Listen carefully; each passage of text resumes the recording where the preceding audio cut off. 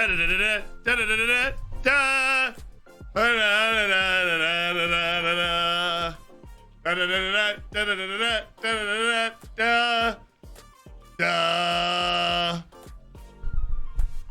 chat. Welcome to the World Cup quarterfinal. I'm your host, Zealand. Bogo, Janito. It's Brazil. It's Croatia. I miss this feeling after 2 days. Feels almost weird to be back in the chair, like the World Cup just weirdly ended when the US went out. I don't know. Crazy feeling there.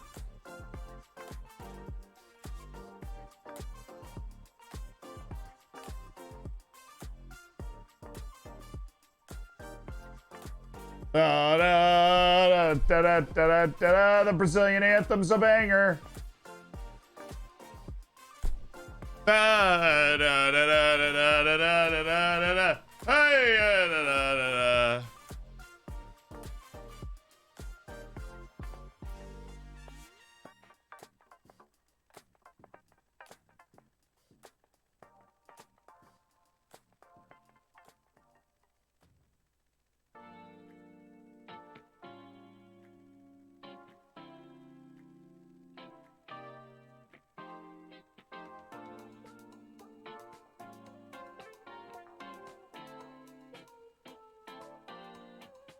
All right, we're inside the anthems, chat. We are inside the anthems. Oh, I've got the game up. I've got my hat on. Got everything set up just the way I like it, except I don't have any players to watch on either side.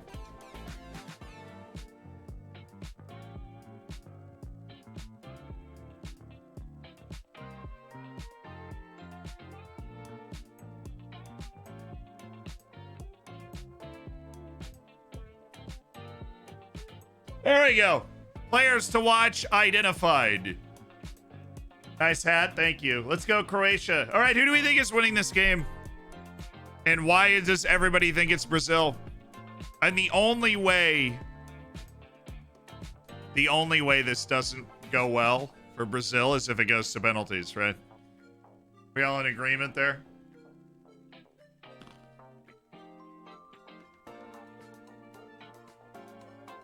Unfortunately, Brazil.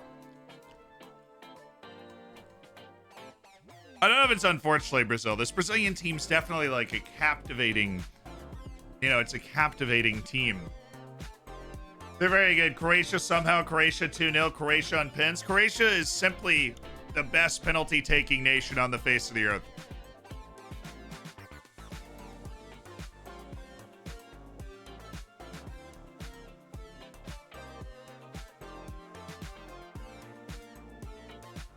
So they put up the lineup. It's a 4-3-3.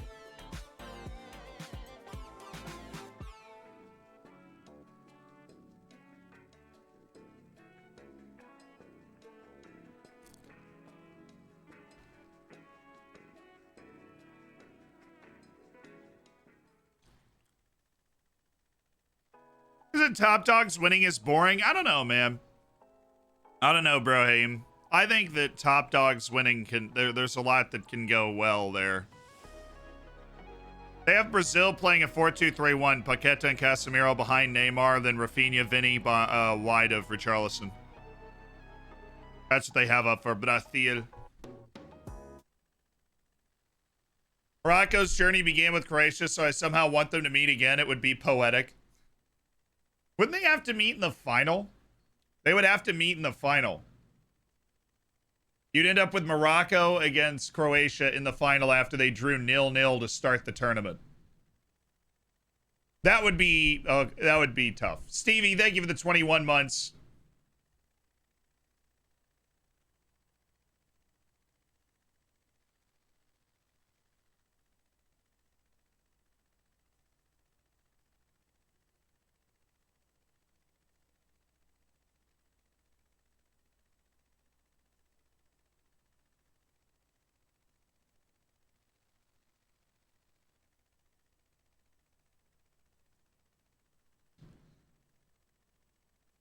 Yo, he just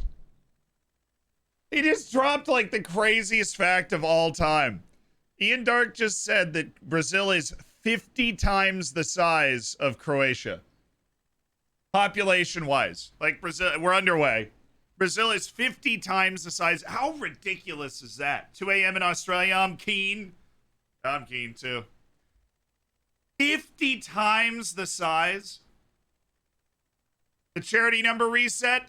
So what I tried to do with the charity number, right? Because I realized I'd never really done a charity drive before. The first time we did it was for War Child, and we did it to raise $4,000. And we succeeded in a one-day stream. So I was like, oh, the entire World Cup will do 50,000. But what I realized, and what was made obvious to me, was that people, like, a lot of the same people are here watching each game. So trying to go for 50,000 was ridiculous. So I wanted to change it to 10 because we'd already raised $6,000. And I wanted to essentially just change the goal to 10 so that we had, like, a, you know, an attainable goal. But you can't change a goal on a Twitch charity drive. So I basically ended the previous charity drive where we raised $6,000, and that is awesome, and made a new $4,000 charity drive at the end of which we will have raised $10,000 for Amnesty International. Bro, why did you dye your eyebrows yellow? All right, I feel like that is a bridge too far. Hair is one thing. Dyeing your eyebrows yellow, whole other thing. Yeah, so we have a $4,000 goal from the quarterfinals onward for Amnesty International, and if we complete that, we will have raised $10,000 for Amnesty while watching the World Cup, which is great. The Brazilian Joker. All right, Croatia with the press. I see you. Didn't expect it, but I see you. Oh, Paqueta. This midfield battle is going to be interesting because Croatia might just be better in the midfield. I'm so high on Kovacic, Brozovic, Modric. So high on it.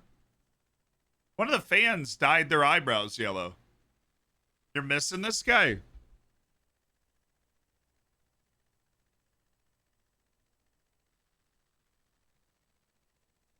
Had to pause up for a second. Stream buffered for a couple of seconds, but the clock's back and accurate. Feel like Croatia know how to beat Brazil? I mean, Croatia know how to beat everybody. Croatia is at that level where they're, you know, Netherlands, Belgium, Croatia, honestly. And so that's the second tier. I would also, you know, I typically would put like Sweden and Switzerland on that level where they can beat anybody, but Sweden and Switzerland a little down right now. But that second tier of world-class teams in Europe includes Croatia, no doubt. Oh, they didn't hit him in the head. Stop flopping. But Charleston tried to hold his head there for a second. Don't give me that nonsense. Hey, Saren, thank you for the $1 donation to Amnesty. I appreciate it.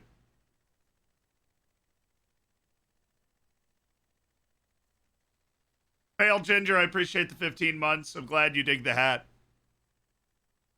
It's huge. New FM player, die-hard football fan from Canada. Well, congrats on making the World Cup, my dude. Ooh, bit of a misplay by Juranovic. This is a huge mismatch for Brazil right here.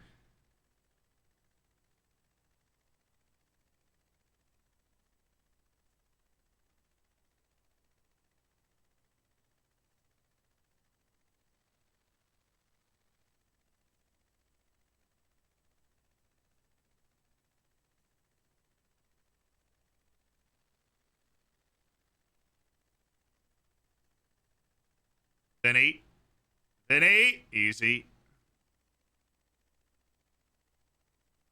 Livakovic too good for that. He's too good for that.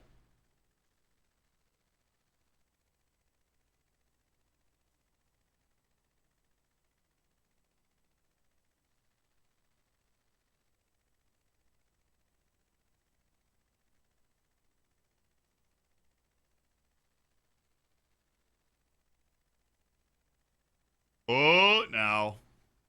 Come on. Boo! Whoa, wait.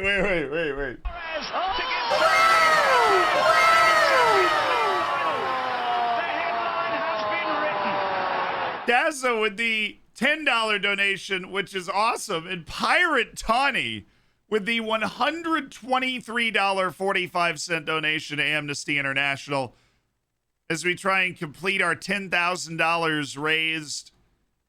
That is massive, Piratani. Thank you.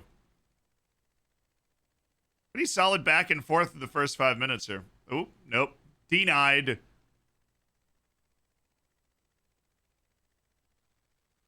Is it just me, or it feels like it's not a World Cup quarterfinal yet? Like, after 2 days, I have to get back into the rhythm of watching the World Cup. Like, it just doesn't register that this is the World Cup I'm watching right now. Early Croatia goal would spice this game up so much, dude. But it doesn't quite feel like I'm watching the World Cup with that magnitude. I remember it saying that the first couple of games of the whole tournament as well, until Saudi Arabia beat Argentina, and then everybody's like, all right, the World Cup is here. Feels weird coming back after a break. They can't keep going, right? Because there has to be a break at some point. You can't just play like every other day once you get to the last part of the tournament. We need our first like dramatic moment to set that stage. Croatia looks up to the challenge, though. They want to hold the ball. They're pressuring Brazil when they're on the ball. I mean, Croatia's... See, I'm a little scared to say stuff like this because I said the same stuff about Switzerland, but Croatia's really hard to blow out, and they're not scared of anybody, and they've played against everybody and hung with everybody. But, yeah. Think about where you'll be when the next World Cup happens, too. If you want to add, like, a weight of importance to these matches, I'll be 30 when the next World Cup is happening. Think about where you were when the last World Cup was happening, frickin' 4 years ago. This was not my job. We'll start there. Yeah, there's 4 games over the next 2 days, and after that, there's only 3 more competitive World Cup games.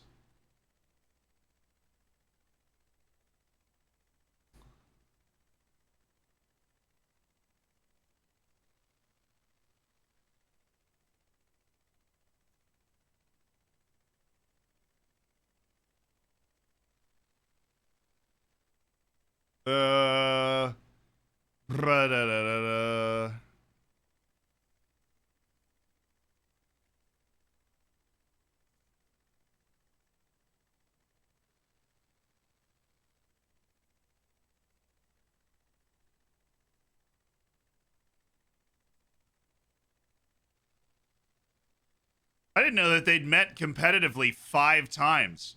How is that not a handball? Ref! Ref!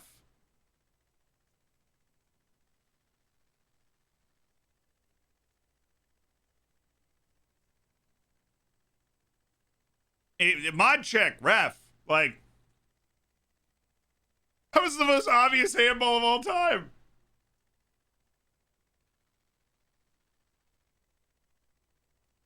Brazil's midfield is struggling a little bit, and I think that's what Croatia's betting on here. Croatia needs to keep their wingbacks from Borna Sosa and Josip Juranovic cannot handle Rafinha and Vinicius Jr. They need to keep them away.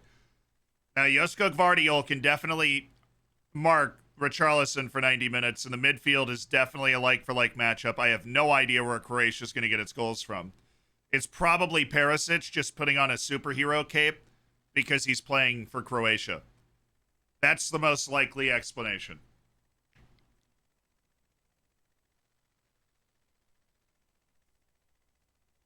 I'll be 32. My son will be 4. That's awesome. Big man was doing a part-time job. Didn't change much. But she had a great job in between. Sam, thank you for the 16 months. Only Mandzukic is still active. That might be what takes them from a quarterfinal to a finalist team. Just having a guy like that. Vinicius. That was far too open. There was no Brozovic in the way that time. That ball is out. Okay. Why does it take them so long to put the friggin' flag up?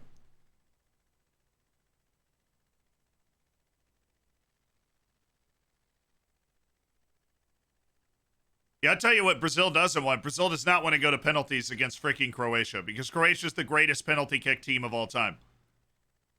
Croatia has won 4 knockout World Cup matches over the last 2 World Cups. 3 of them have been on penalties. The 4th one was in extra time against England.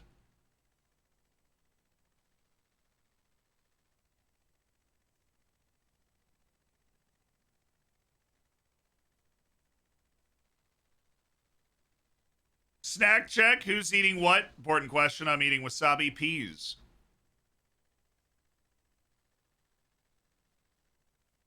Heineken and corn snacks. Good call. I like the visual of the 8 teams left. Yeah, the flags are right, chat. No credit for that.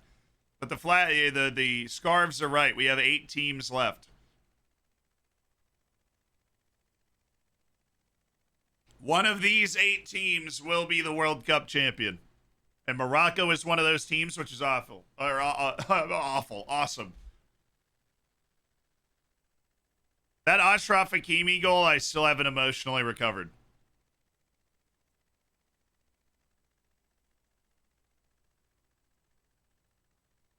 Yep, it's awful. Huge Morocco hater. I hate fun. Absolutely detest fun. Hate upsets, drama, hate it all. Hate every part of it. Every team that goes out will have its scarf destroyed. We'll make a bonfire and just burn all of the scarves of 31 of the 32 teams. That seems like a proper use of resources. Actually, every other scarf is in a bin in the hall. Like, actually, I have a trunk in the hallway that just stores, like, flags and stuff, and every one of the scarves of teams that were eliminated is in that bin.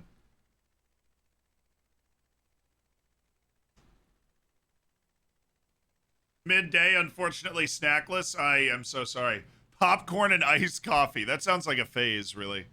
Nice, Lavakovic. Good composure. Juranovic. Juranovic. Out wide. Oh!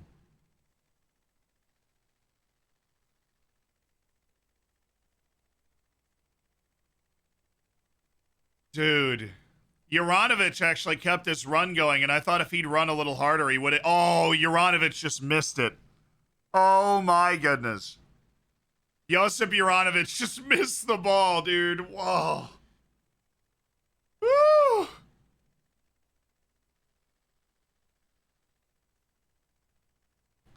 Hey, I was on the bus on my way home from work, and me and some random guy were watching it on my phone, and it's like, we let it an O when he chipped it in. Oh, the Morocco upset. I will say this. It wasn't the most audacious thing I've ever seen because there was a cushion, right? Like he could have missed that. They could have made it. Like a ton of things needed to go wrong for Morocco to lose that shootout at that point. So I feel like he looked at it and he went, "Ooh, corner Croatia, all right." He looked at it and he was like, you know what? I might as well go for it here because I got a little cushion to work with. The chaos in the cities here is a disaster, though. In Morocco, yeah. I can imagine. Flipping cars, breaking shop windows, probably. I mean, that happens in certain cities in the U.S. when their team wins the Super Bowl. When the Tampa Bay Buccaneers won the Super Bowl, I watched a guy just pick up a street sign and throw it in the river for no particular reason. I don't know why people act that way. It's never me, really, although I do like standing in the middle of the street cheering with everybody.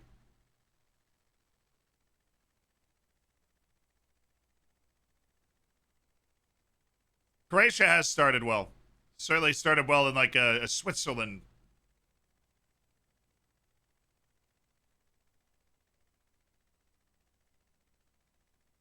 Luka.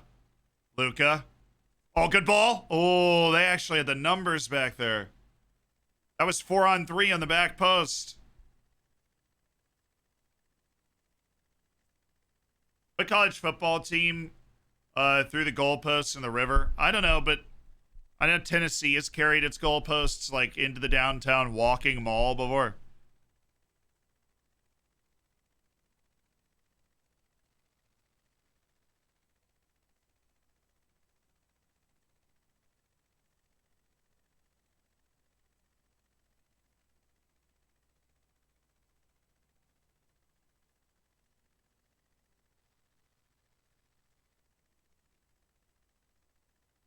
Yeah, I did hear about the whole, like, the Moroccan fans in Belgium just going absolutely nuts when Morocco beat Belgium. I get that.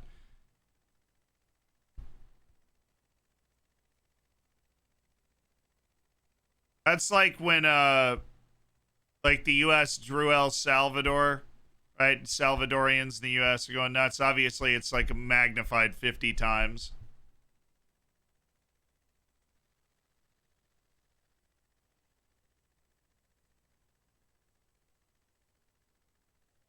Destroying and burning stuff is another. I mean, can you imagine what would happen if England won the World Cup? Whole swaths of London would be decimated. I'm not saying it's not a problem. I'm just also saying it's not just a Moroccan problem.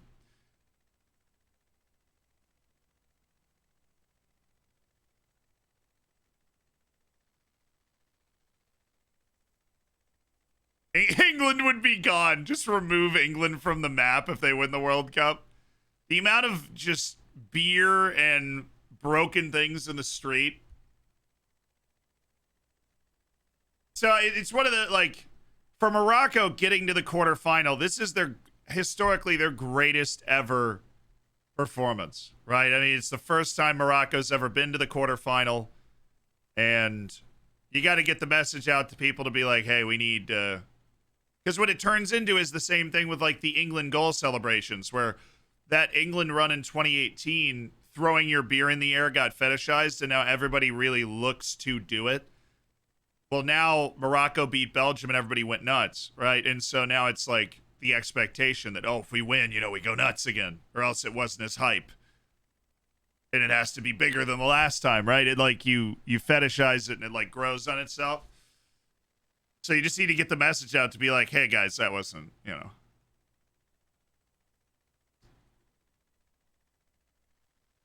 Imagine an African country in the semis. It'd be awesome.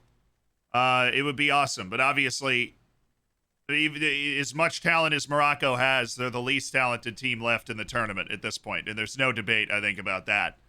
So they're going to have to pull off a great tactical plan and a great upset if they want to actually get there.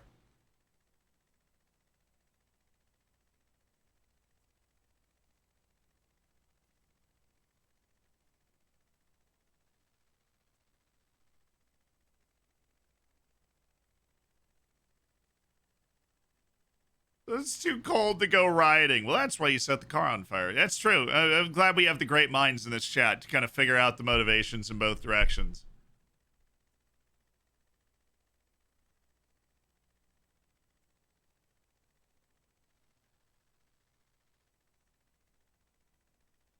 Nice tackle.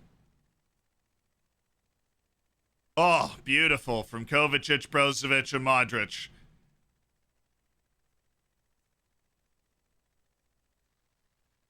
Wide right, Juranovic. Why are you cutting in? Why is that part of the plan? Just go wide and drive the ball hard and low. What are you doing?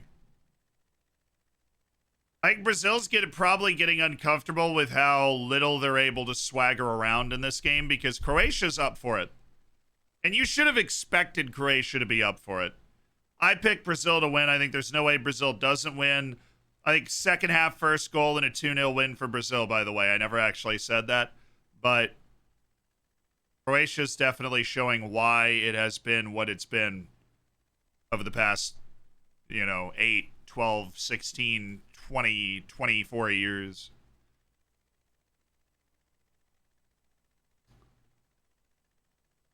Kovacic with an absolute dud of a ball. Morocco's run to the quarterfinals, the deepest run for any Arab nation ever. I mean, the only competitive Arab nations in a full, like, overall World Cup sense are Saudi Arabia, Egypt, and I don't think Saudi Arabia, Egypt, Tunisia's been to a bunch, and Algeria made a round of 16. I don't think any of those teams have ever, because no African nation outside of Senegal, Ghana, or Cameroon had made the quarterfinals before, so that cancels out North Africa. And Saudi Arabia is really the only Arab non-North African team that has been relevant. Vinicius, he can go to work on Juranovic. There it is. There it is. There it is. Oh, good block. I'm telling you, they gotta feed that. Let Vinicius go to work on Josip Juranovic. They have to feed that. Neymar. Yeah. That should have been a better shot, really. Iceberg Bro, thank you for the $20 donation to Amnesty. You are awesome. I appreciate it. Double ooh. Big fat double ooh there, chat. Now, I think Croatia's a little more impervious to completely collapsing than Switzerland is. I think Croatia's midfield is better than Switzerland's, obviously. Ooh.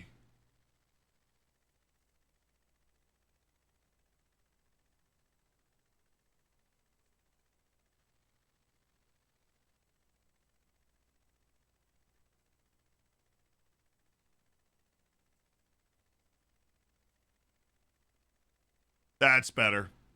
I want to see Neymar break Pele's record. Especially now that Pele is apparently just sick and not, like, really sick.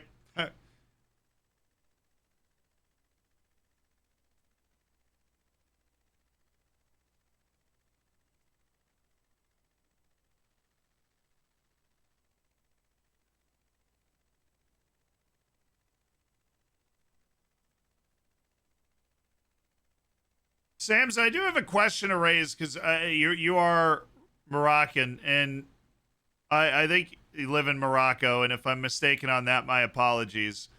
The whole, like, kind of not riots, but the massive celebrations that include, like, burning some cars and stuff. Why would those not be Moroccans, right? Like, Americans do that stupid stuff all the time, but I do think that there might be some misinformation going around inside Morocco trying to paint the celebrations as some sort of, like, unwarranted attack, and that feels weird to me because it doesn't make any sense.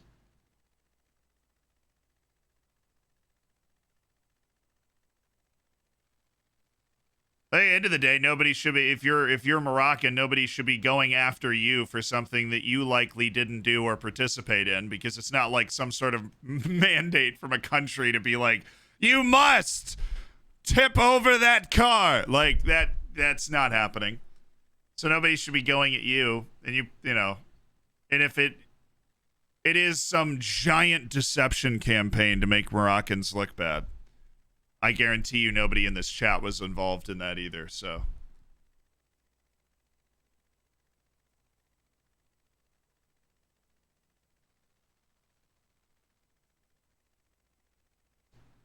To provide an outside perspective on media control and information. Maybe it's just the Illuminati. Maybe the Illuminati rioted. The Illuminati just hates Morocco, dude. Look, Morocco's the World Cup quarterfinal. Go nuts, right? And if you're in the World Cup, the U.S. is the quarterfinal. I'm running around the street. I'm not tipping over cars. I'm not breaking any laws, but I'm definitely running around with a lot of enthusiasm, right? So, yeah. Ultras from Real and Atletico keep the streets safe. Okay, bud. All right. That's some mall ninja stuff right there. Be like, you know who keeps the streets safe in Madrid? The Ultras. That's who. Yeah, we set up we set up patrols, you know. Ugh. This is going to be a dangerous free kick for Croatia. Hey, that could have been so much worse than it was. That could have been so much worse than it was. Ultras drive me crazy. It's like people live action role playing is like a gang, basically. But you're not actually, you're just live action role playing as a gang. Because you're not, like, you know, you like the idea of it, but I don't know. The ultras bother me so much. And I don't mean the use of the phrase ultras is like, I'm a huge fan of a team. I mean the type of ultras that are like, we keep the streets safe. No, you don't. Shut up. The police keep the streets safe. Like, the ultras are not the reason that there isn't a massive Moroccan riot. Sorry, I'm really bothered by this. Modric. Oh, that was poor. That was a really poor ball.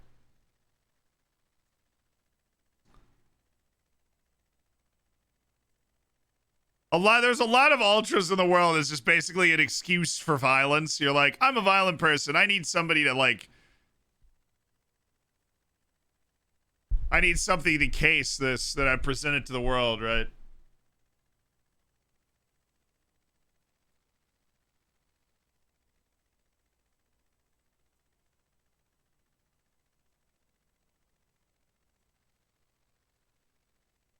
I feel like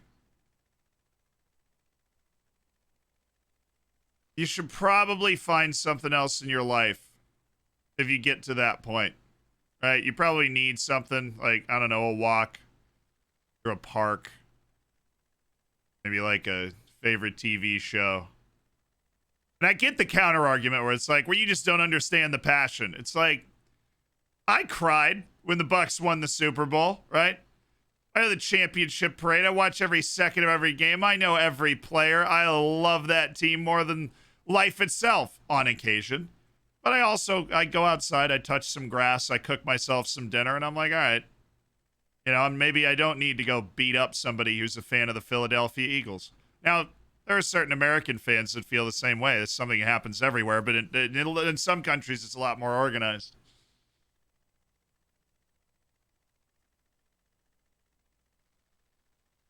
It's just, yeah, it's a chaos agent, and it's used to cause chaos. And what set me off was that sentence, so like the ultras keep the streets safe. Like, I didn't want to start a conversation on policing because obviously it has a ton of problems throughout the world. But like at the same time, if you ever convince yourself the ultras are the reason that a street is safe, that a city is safe, that's not true. That's some self-serving nonsense that makes you feel really good about something like yourself. Just, it doesn't make any sense. No ultras equals no atmosphere. Well, that's not true. I didn't see any Icelandic ultras making a fabulous atmosphere at that Euros. There's nobody from Iceland throwing trash cans across the concourse. But the atmosphere was still fantastic.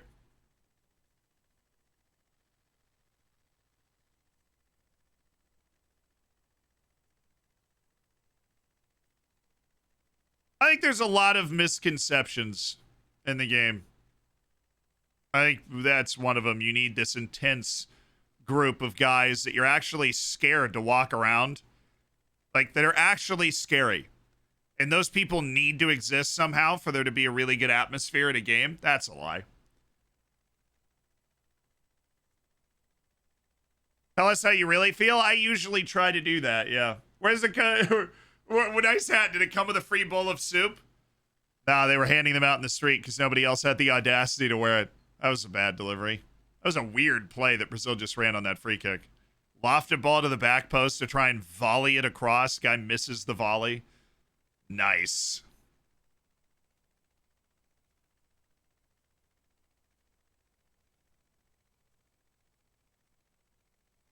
If the price for atmosphere is violence, I don't know if I want it. The price for atmosphere is not violence.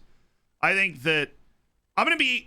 You want me to be completely honest? Like I'm gonna be very completely honest as somebody who's been a sports fan my entire life and has been to a lot of different sporting events, including major European matches.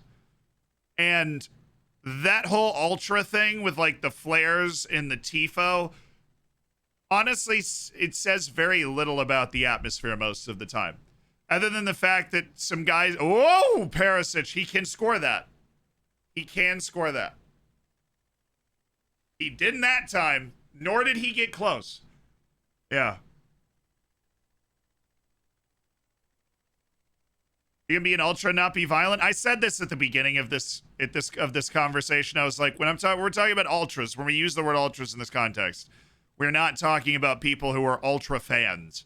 We're talking about the concept of ultras, or what that guy translated it into Argentina or whatever else.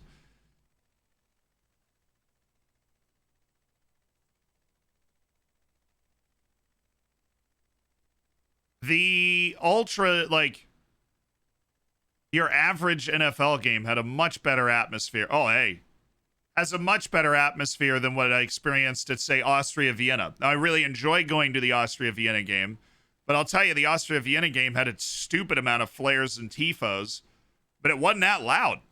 You know what I mean? Like, and so I feel like one does not equal the other, although visually, Twitter accounts love to blow up like, oh, the fans were so passionate with the flares that the smoke drifted onto the field. They had to call the game for Austria Vienna was playing in for 10 minutes because the smoke drifted onto the field, and it wasn't really that loud or particularly that passionate, I thought. I really enjoyed the game, and I don't like saying stuff like that because I want everybody to be able to be a fan of their team without judgment.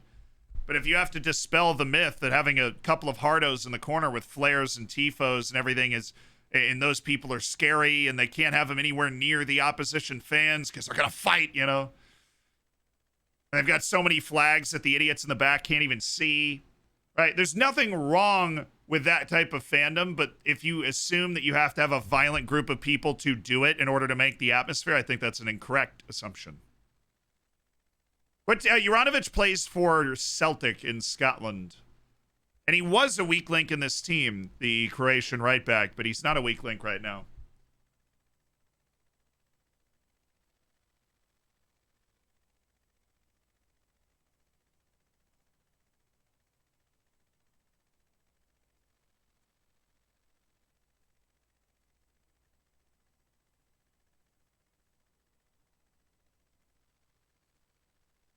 I think what we're discovering here, based off the messages I'm reading in chat, is everybody seems to have a slightly different definition of what the type of person I'm talking about is.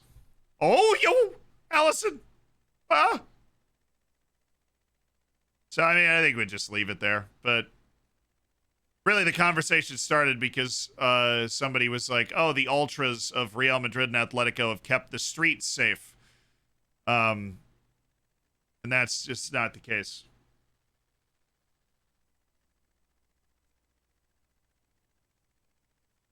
Yeah, no, I know about that in certain countries. They actually do the same thing in Ireland. The ultras can only, like, they can't go into the stadium at the same time. It's like, grow up, man. How old are you? 55-year-old man who can't walk into the stadium next to somebody wearing a different colored shirt and treat him like a human being? That stuff blows my mind.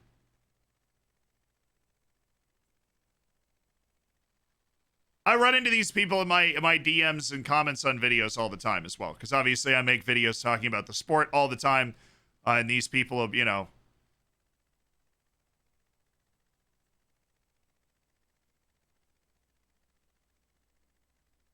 The Benfica fan, there's two groups of ultras here. One of them's an okay group, and then there are just the jerks that start fights for everything. Yeah. Tribalism, so yeah, I think tribalism is like a evolutionary imperative, right? You need to be able to assess a situation based off like preconceived notions. A lot of big words in that sentence, but I don't know. My answer to the violent part of it, whatever you call that violent element of the fans, is grow up. Like, seriously, just grow up.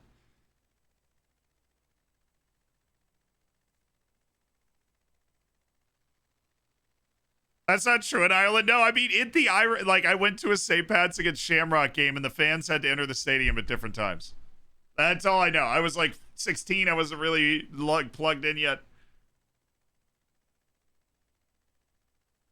But to bring this all the way back, so I don't think anybody in the chat is making generalizations about all Moroccans based off the celebration of a few Moroccans in Belgium, in particular. And if they are, then they're not welcome in the chat, honestly, because that was the other point of the conversation we were having, which I really appreciate Brazil and Croatia giving us the opportunity to have that conversation, because they have basically diddly squats happen in this game, except for Croatia hanging around, like actually maintaining possession, pressing Brazil in possession. They've had a good plan. Zlatko Dalic gets a lot of crap from Croatian fans, but he's actually been really good today.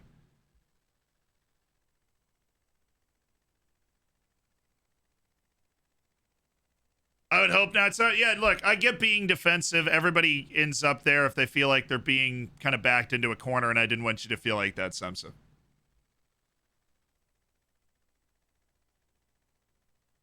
I wouldn't know if I wouldn't say Croatia's been the better side. I think Brazil's been closer to scoring.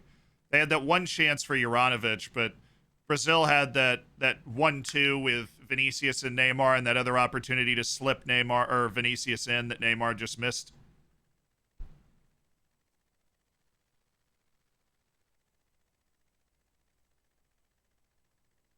I'm getting mad at this game. Don't. You know it's going to heat up in the second half.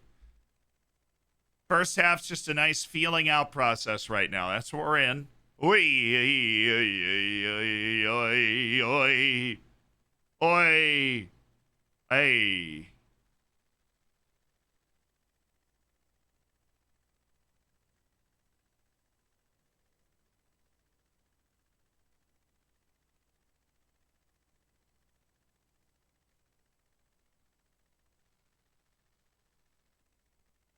That's a stupid foul.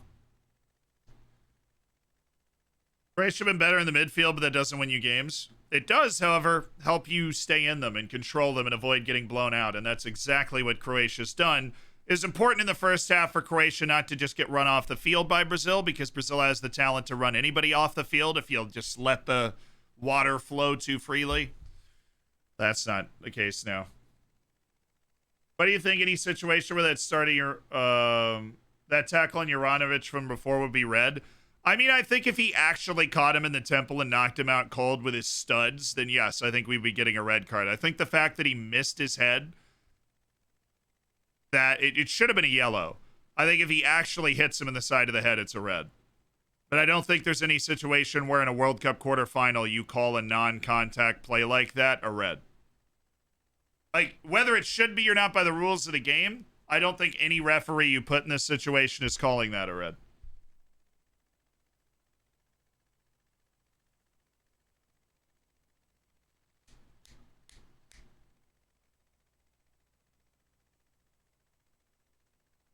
So to be red, he has to kill someone. In that case, yes. Because if he does hit him, that is a pretty significant injury. And then it is a red. But if he doesn't touch him, which he didn't, it is a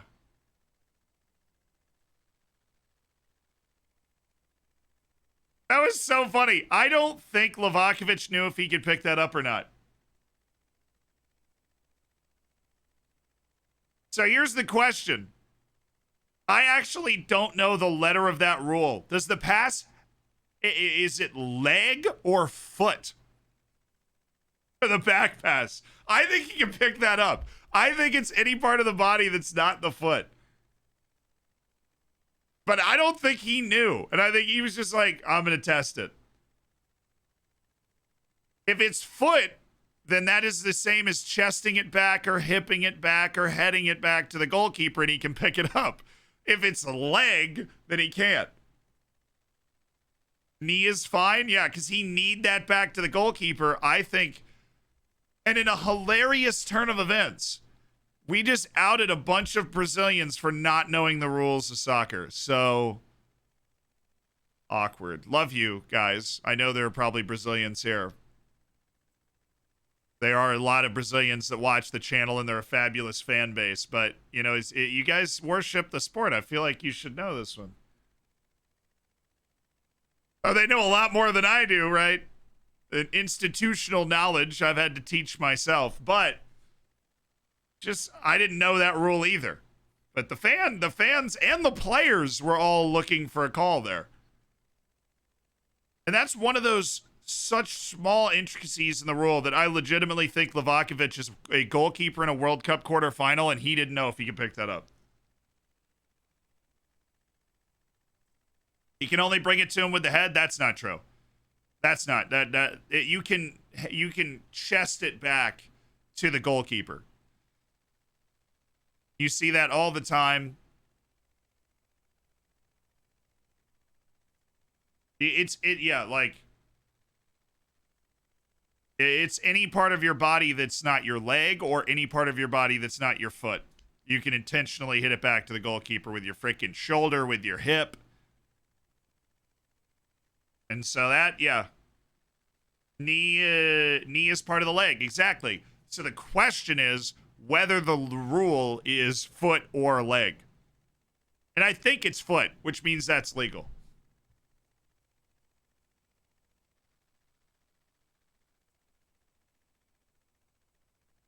Rule is above the knee. There you go. Well, then that was above the knee. Oh, that's foul. Yep, that is a foul. That was a stupid challenge. Vinny's going to make sure they call it. Michael Oliver shushing Luka Modric. Savage.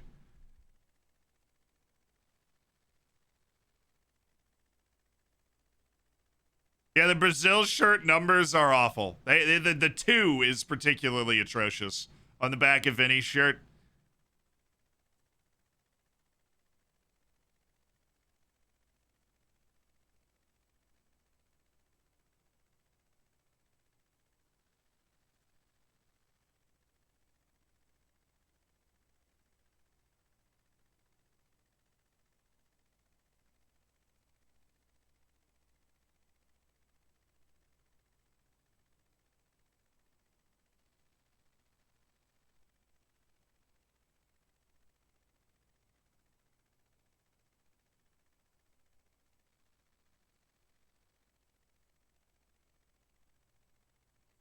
Neymar's shooting this near post. Livakovic is too far away. He can't resist. Livakovic is pretty far over. He's shooting. Yep, I was right. That was dangerous. Well handled by Livakovic because that had some funky spin on it.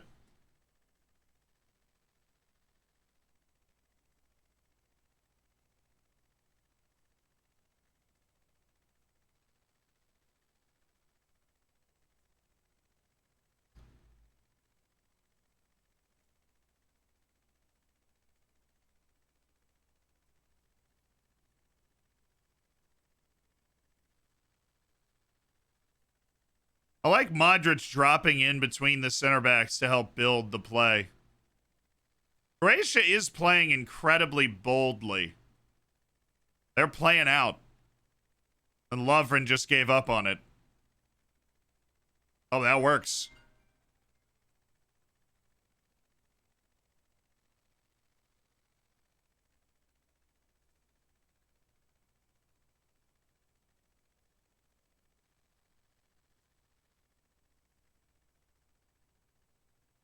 See, the thing is, normally when they're taking up their defensive shape, it's Brozovic that's the holding midfielder. But when they go forward into their offensive shape, it's Modric and Kovacic that are the front 2 midfielders. So Modric drops in to help the build-up. Oh, that's... Oh, he didn't want to play that. He did not want to play that.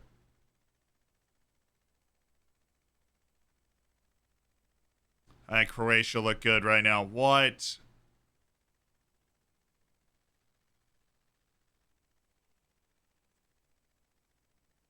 Modric just a libero on it. He's a halfback on support, I think.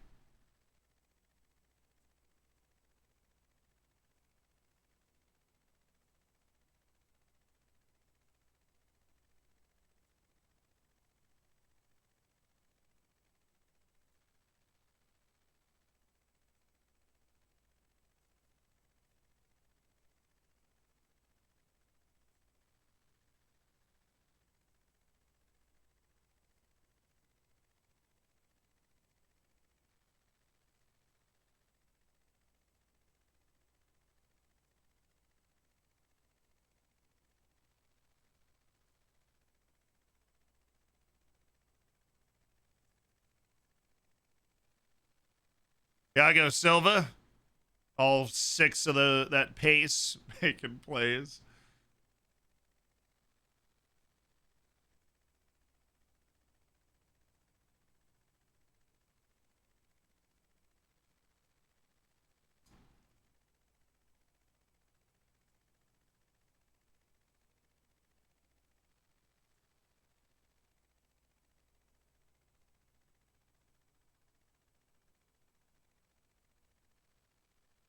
Game's going exactly how Croatia would have wanted it to. Yeah, Croatia wants penalties because they're the greatest penalty-taking nation in the history of ever.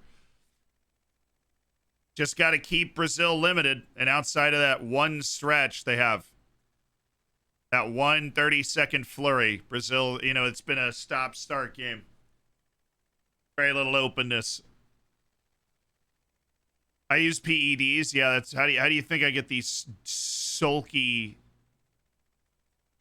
like sultry baritone sounds, you know? I use them for my voice. Performance enhancing voice drugs.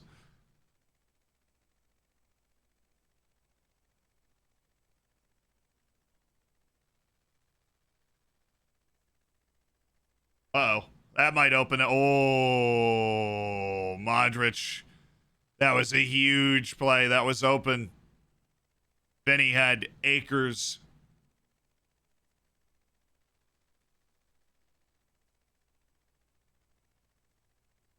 Oh, my goodness. They got Pasalic again? I don't know about that one. I don't know about that call.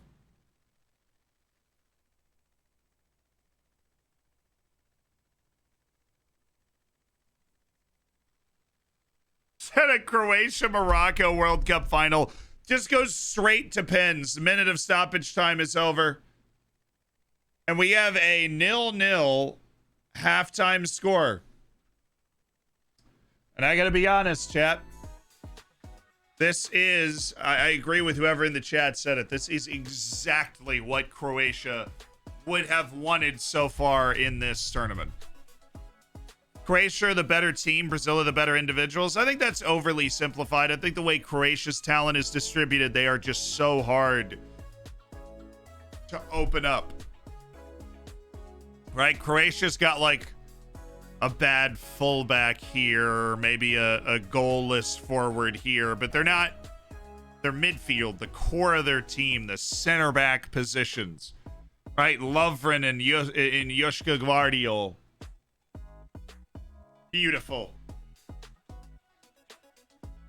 Tough guys that have played at the top level. Gvardiol on the way up, Lovren on the way down. Lovren not as meme worthy as he is at the club level. Croatia should receive a red card. If anything, Brazil should have a red card in this game. Although I would not have given that as a red. I would have given a yellow and play on. Yeah, I don't think... I mean, maybe we could do a poll on whether you think that was a red card. But I don't. I don't think that was a red card.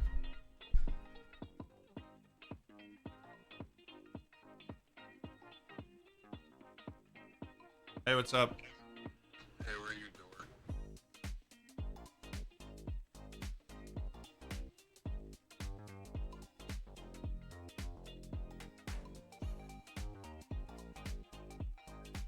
How are you doing?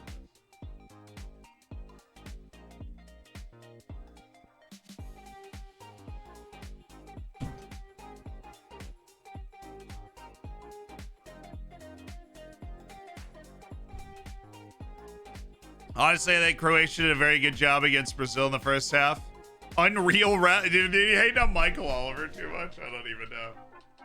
I think Croatia did a good job against Brazil in the first half. I think that is the correct take. Always a red.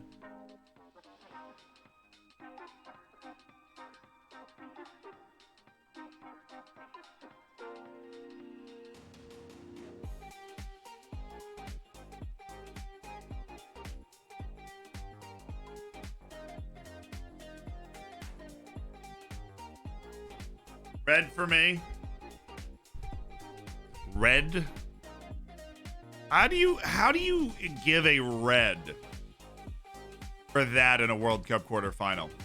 I think your threshold for a red card has to be so high at this level. They're not going to give them.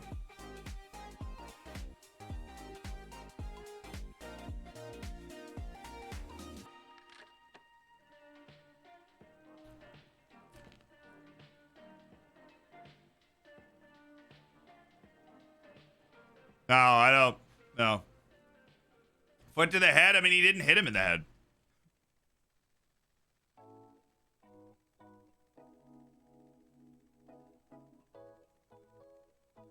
If he hits him clean in the side of the head, it's a red.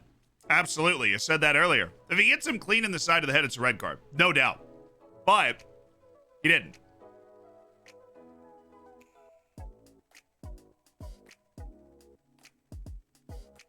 Loving that.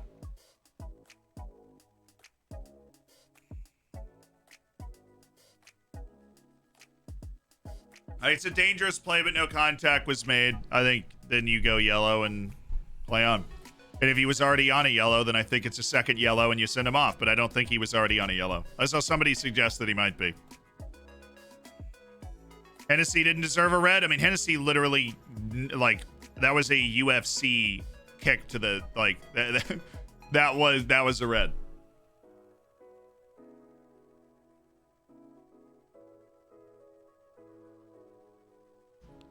He received a yellow. Perfect. That's what we were looking for.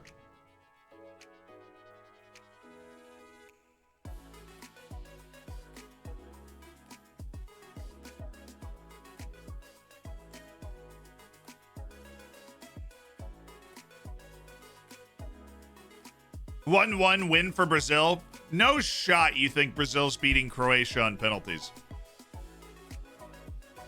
Croatia's the greatest penalty taking team of all time. No chance.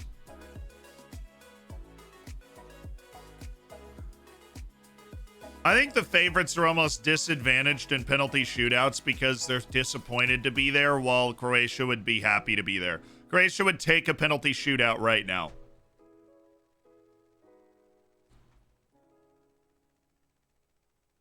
Croatia win this in 90 minutes. Oh, that deflection on that Neymar free kick. That wall opened up way too easy. That ball went right through the wall.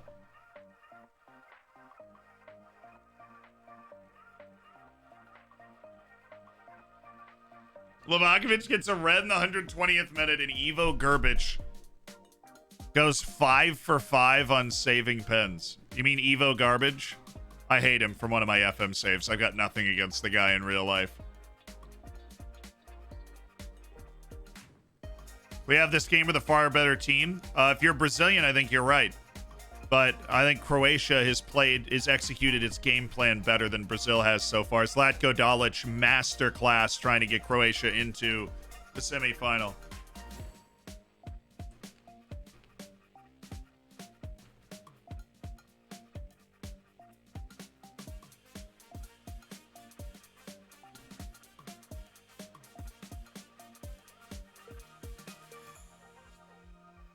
Croat, I don't think you have the much better team, but I would be, if I was a Croatian fan or a Brazilian fan, I'd be happier if I was a Croatian fan. Because you've executed your game plan, you're doing what you need to do. Easy.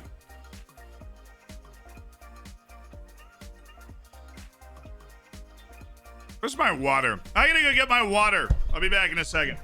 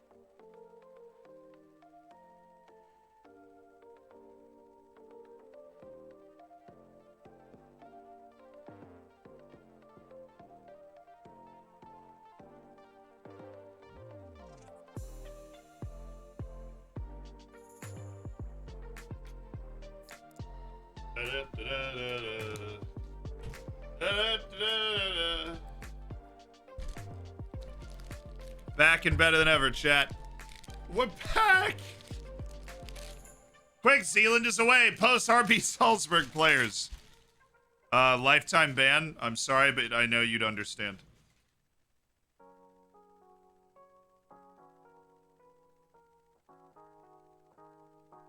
Little chocolate croissant today.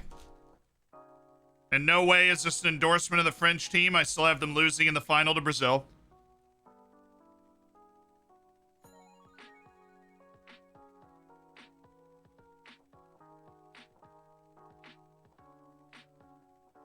Good guy getting his own water so we don't have to waste 500 bacon to tell him to. I know.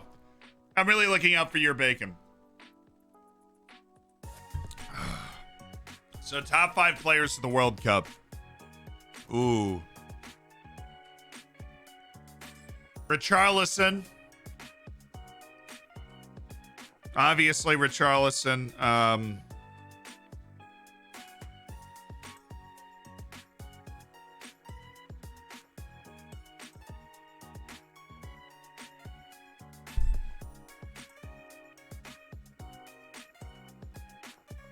Mbappe.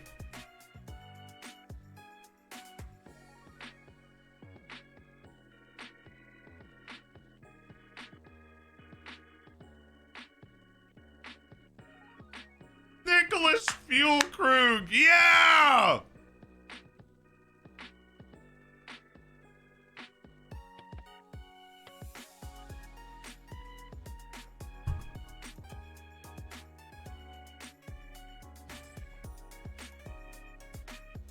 Chuggy Sung. Oh, I think Szczesny's on that list. Richarlison, Mbappe, Szczesny.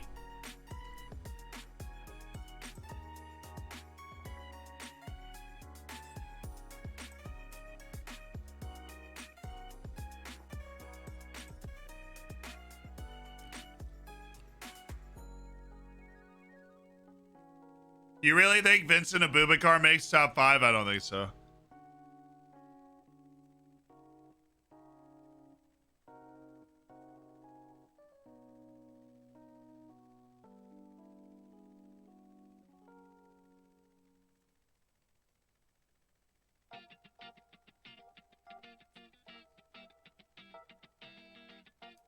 Oh, Kudus. Mohamed Kudus. So we have Szczesny, Mbappe, Kudus, Richarlison. Definitely Mohamed Kudus. I would go Gakpo with a very honorable mention to Amrabat, with a very honorable mention to Vincent Abubakar. But I would go Gakpo. Harry Suter, Nathaniel Atkinson as well.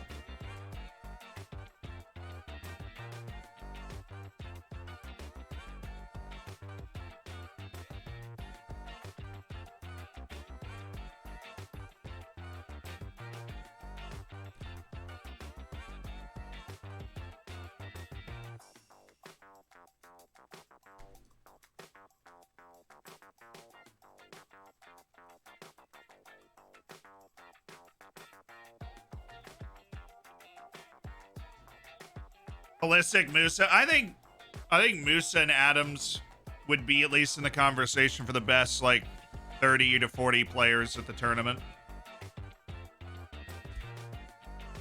Not top 5.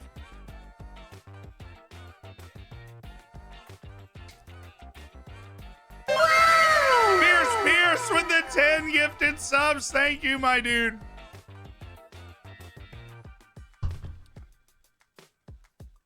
Thank you so much for that. A massive 10 gifted for Fierce Pierce. People got the bacon, the ad-free experience, the emotes, the subsection of the Discord. Hallelujah.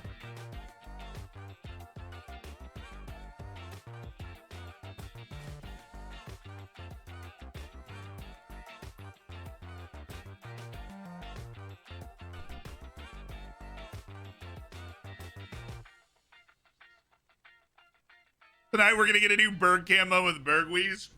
Berghaus. Get some decent rest the past couple days. I did.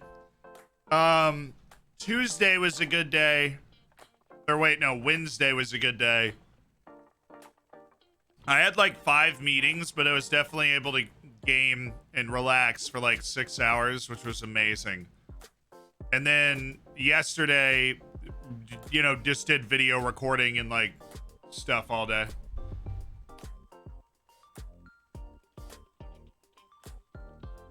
Speaking of Zealand not being able to say Dutch names, should I be a guest later? Yes, that sounds good.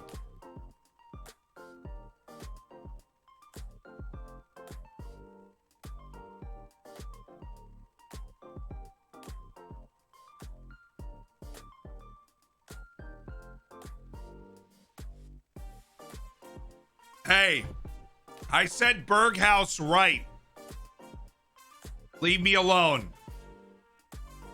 I said Berghaus right. You heard me.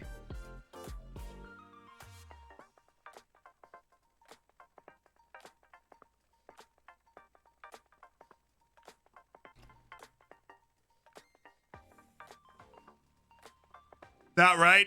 I mean, it's obviously right. Not even close. Birdhouse. Roadhouse. Burger House. That sounds right to me.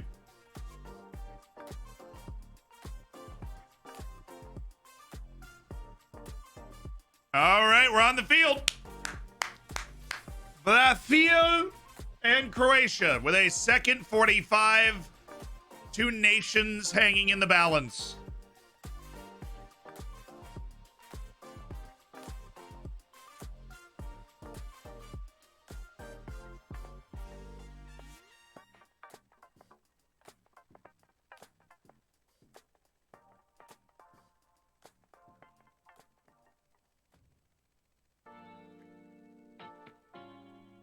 We're underway. All right, clock is accurate. Everything is fixed. I have finally learned, chat.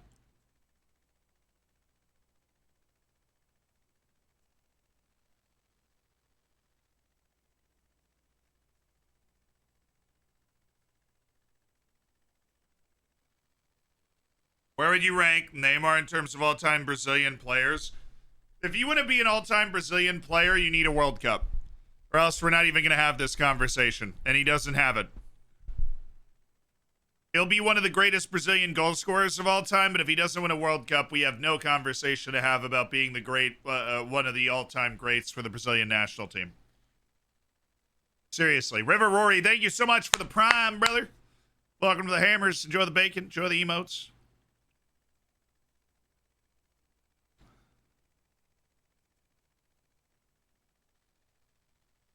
What? They just fell over together. That was such a weird call.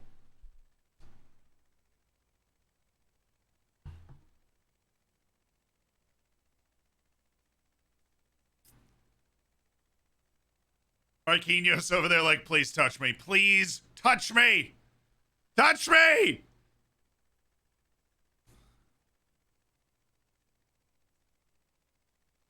Oh, oh. Rafinha. Oh!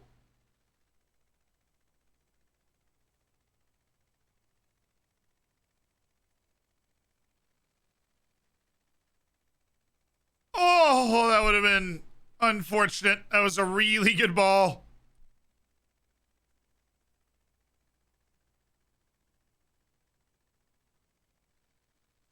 That was a big time save. Now Vinny against. Oh, it's so open all of a sudden. What is Croatia doing? Oh, what a save! Now the flag goes up. Alrighty.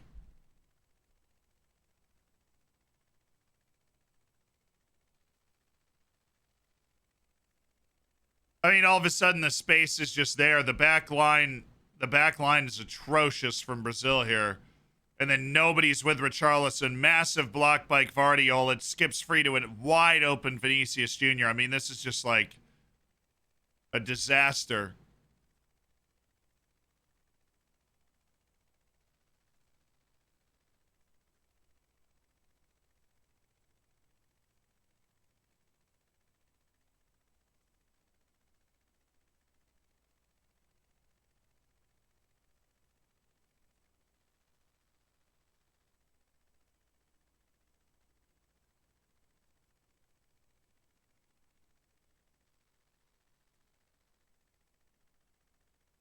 I will say for the game itself, I'm happy that wasn't a penalty, but like that definitely could have been a penalty. That definitely could have been a penalty. I mean, touching the arm is not enough for a penalty these days, right? Because it has to be intentional and not necessarily intentional, but designed. I would say the best way to word it is designed to influence the game. And that wasn't. The only reason that hit his arm is because Juranovic was too bad to actually head the ball. So that was I've never seen a handball shout that looked like that before in my life. It was an offside call, so they didn't even need to debate it because he was offside. Well, that's helpful. So I don't know if I've ever seen a handball shout that looked like that. And I'm interested to know what decision they would have made if he was onside. I would love to know what decision he would have made.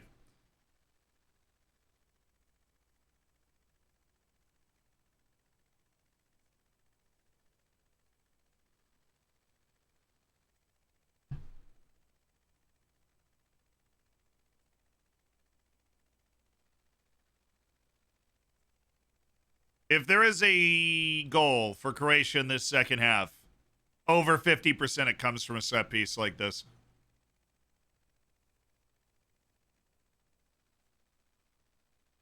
It was a penalty? No, I mean, he was offside apparently, so it didn't matter. Is that staying in? Oh, it is. Oh! Hey! Hey!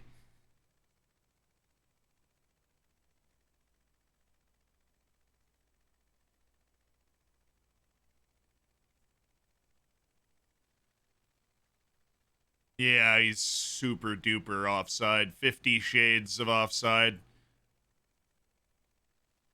Brazil needs to wake up. I thought Brazil played a pretty good first 5 minutes. Croatia's certainly not letting Brazil just saunter up the field. It's more offside than speed. Oh, boy.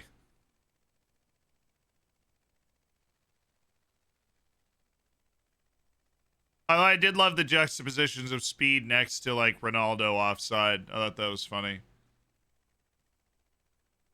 I love watching Modric play. You're not the only one. Talk about somebody that just always seems to do the right thing. Underrated talent.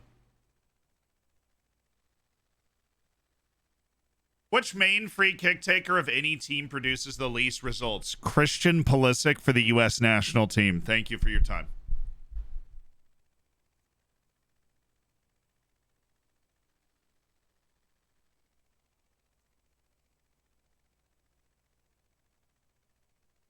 Christian Pulisic has a lot of fabulous qualities. Exactly none of them have to do with set piece taking. But he is that dude, so he gets to take all the set pieces. Freaking tragedy.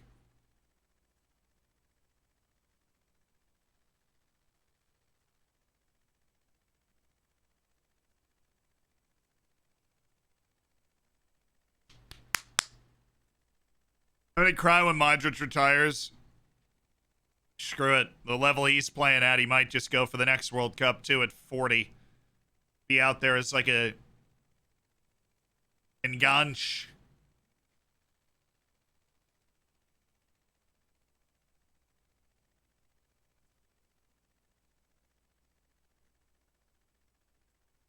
Gio Reyna should be our taker. Yeah, well, he's not on the field, so it's hard to take the kicks when he's on the field.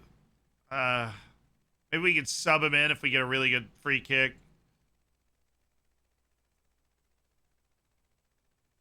Boring question, but if Messi and Ronaldo didn't exist, it would be Neymar. Neymar would be considered like the most talented player in the world.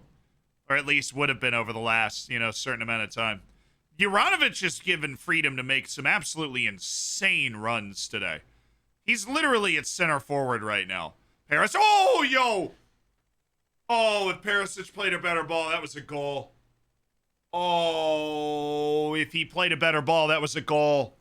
Wow.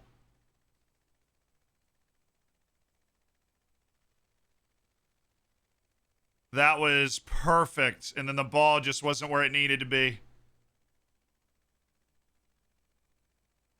And now Brazil needs to wake up a little bit. Yep, Brazil's lost in the quarterfinals 3 of the last 4 World Cups. Like, they've made the quarterfinals 8 consecutive World Cups, but they haven't actually threatened the final in a long time. This is where they stall for whatever reason. I felt like this team was different. This team that got back, won the Copa America, unbeaten in qualifying, 14 wins and 17. Brilliant group stage, right? With a shock loss to Cameroon, but they were playing the backups. You can explain it away. And of course, the one time in the last 4 World Cups they didn't lose in the quarterfinals, Brazil went to the semifinals in their own World Cup, and we don't talk about that.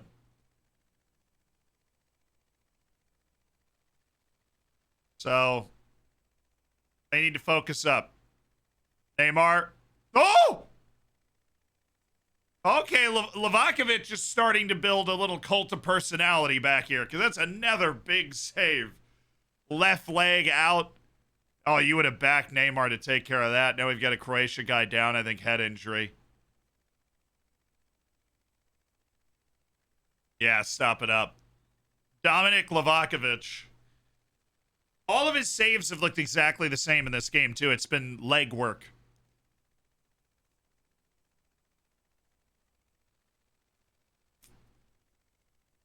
Was he on?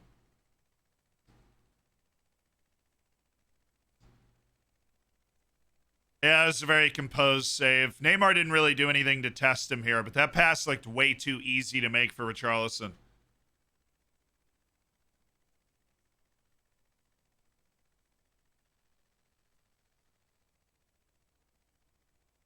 God, the human Beyblade.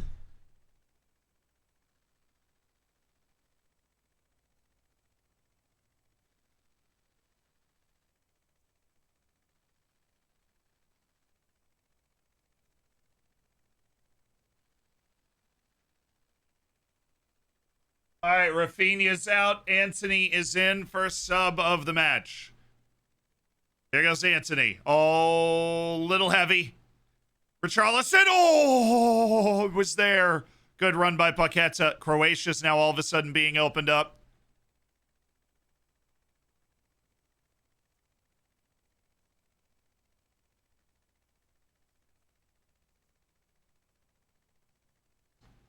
Be honest, if that pass was a little less heavy from Antony, you could probably pick out Paqueta. Bad defense from Lovren because he was letting Lucas Paqueta get right across his face.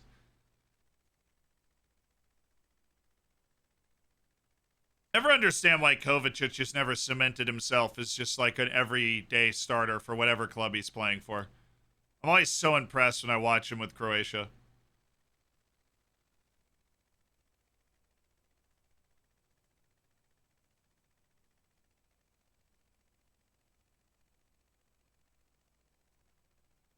Yeah, see, when they're breaking the press, their midfield turns into a line. Like, Brozovic goes in front of Modric. We've got Kovacic out wide, and the wingbacks are way up. Zlatko Dalic is in his bag today. And then once the possession goes further up the field, Modric switches with Brozovic. Kovacic pushes further up the field.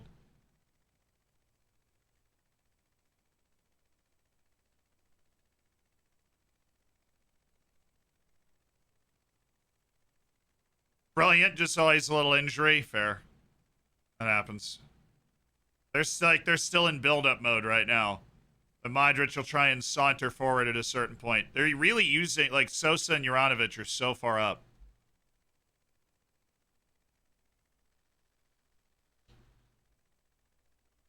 Brazil has actually just decided to chill right now. They're not really pressing to get the ball back.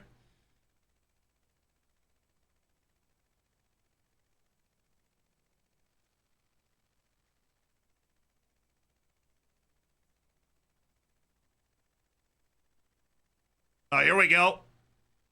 Kramaric. Dude, if they score on the end of this, that might have been a handball. Oh, yo. Now, Richarlison, honestly, they might VAR review that handball if they do score on this play, but they didn't.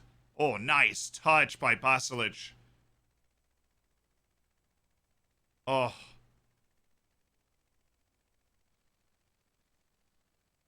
That was, honestly, that was a little jogo bonito right there from Croatia.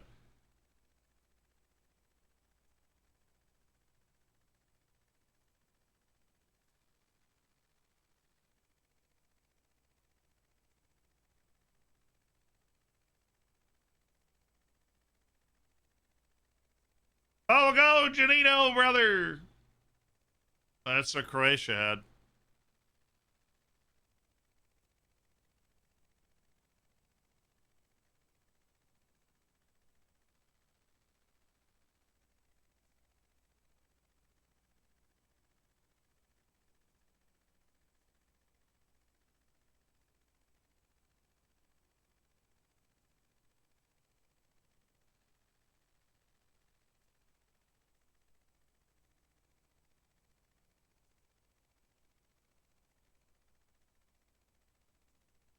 I'm not ready for that. I need goals. You might not get goals plural in this game. Modric just tried an insane pass.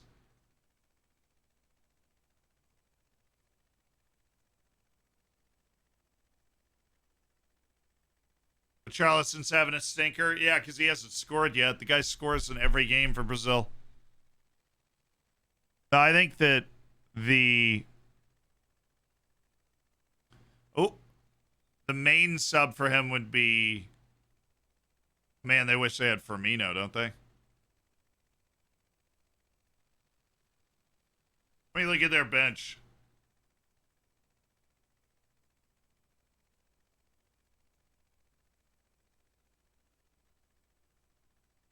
Just bring in Fred.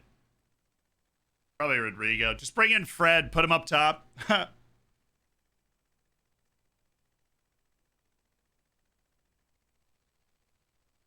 You could go. Do you really want to throw a Brazilian League striker into it, though? Like, do you really want Pedro to... I don't think he's played at this World Cup. I get the point that he's on the team, but...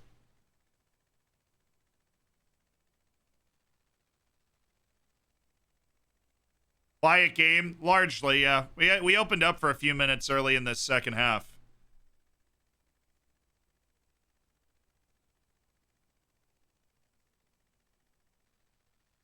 When Brazil lost to Cameroon, Pedro came in. Ah, that game was on my second screen. I didn't see him get subbed in.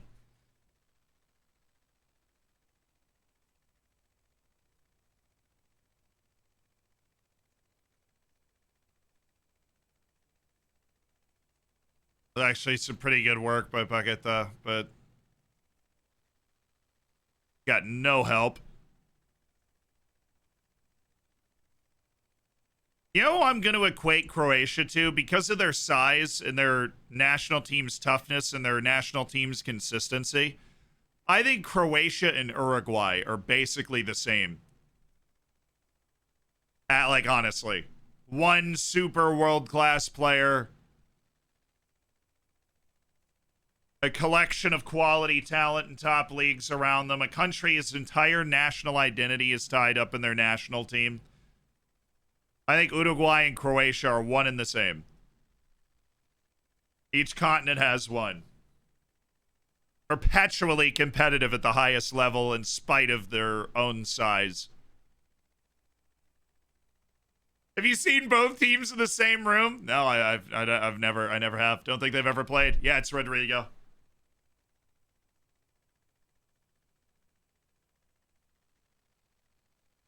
Uruguay's very top-heavy, unlike Croatia. I mean, I think both teams, Uruguay and Croatia, have thinner national pools than the teams they compete regularly against. But in spite of that, the top level of their national pool maintains its quality. Each team's next generation is secured. You know, Croatia's already got Joško Gvardiol out there, who's leading that next generation. You have Darwin Nunez and Fede Valverde, who are out there for Uruguay. It's the next generation.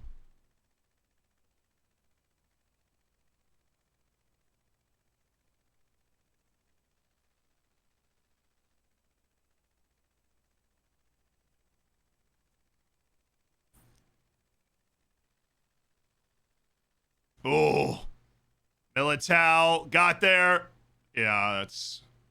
These passes need to be a little better into the corner so these guys can actually weigh their cross instead of just reaching and hoping.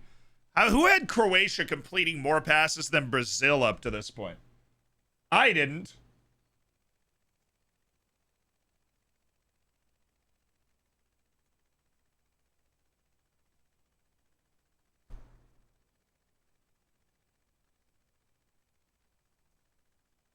All right, Vinny off. Vinny is off. Rodrigo is in.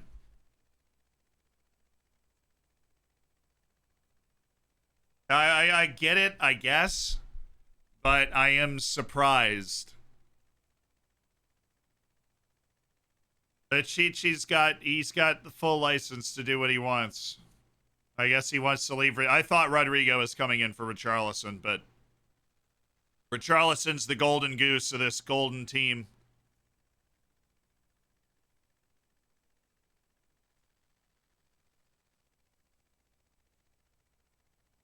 Algeria does have a AAA star. They have Riyad Mahrez. But I don't think Egypt or Algeria are near the level of Croatia and Uruguay in overall achievement. Or the level that their starting 11's able to match in terms of quality in top leagues.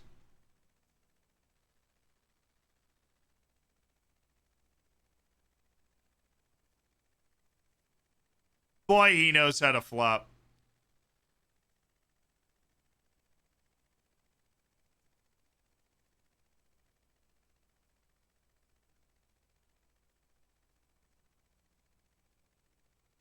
That, I think, that is not a flop that I have a huge issue with. That's the art of the flop. Who's shooting this? No shot, dude.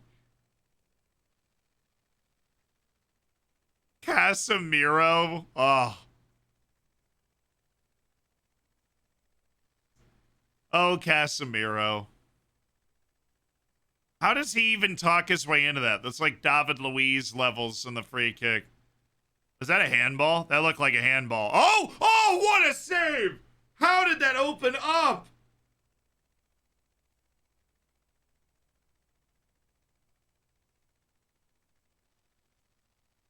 Oh, me, oh my, oh me, oh my. That was a really unlucky bounce and a very quick reaction from Livakovic. I don't think he had much of a chance to score that. There was nowhere to shoot it that Livakovic wasn't there. And Kovacic scrambles it.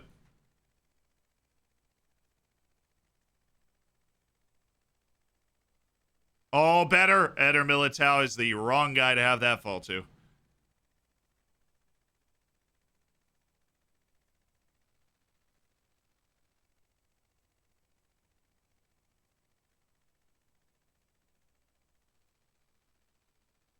Need a sub and to take a deep breath? Yes, Croatia probably needs to use a sub just to slow this game down. Because Croatia had a really good spell right before this started.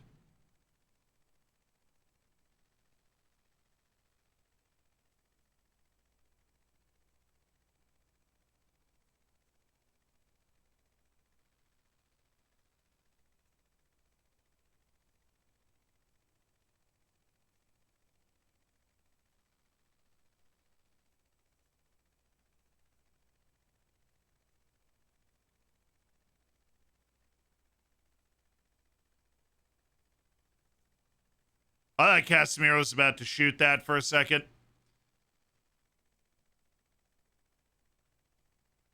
Oh, Pasalic. All right. That was so well trapped by Kramaric. That was such a difficult touch. That's foul. Yep. That helps Croatia a lot. They can slow this back down, take a breath. What was that chance Brazil just had?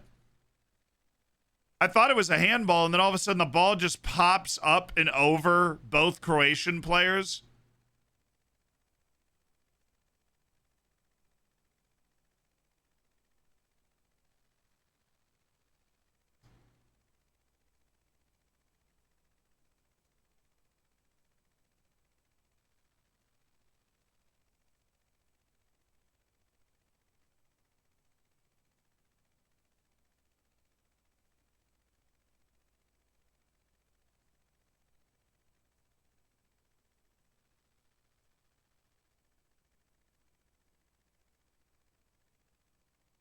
That was a Floposaurus Rex. That was like a game control yellow, but I don't think Michael Oliver saw the foul particularly well. There we go. Croatia feels it. They've got Petkovic getting ready, the big forward. No Lavia. They have loved subbing in Lavia in this tournament.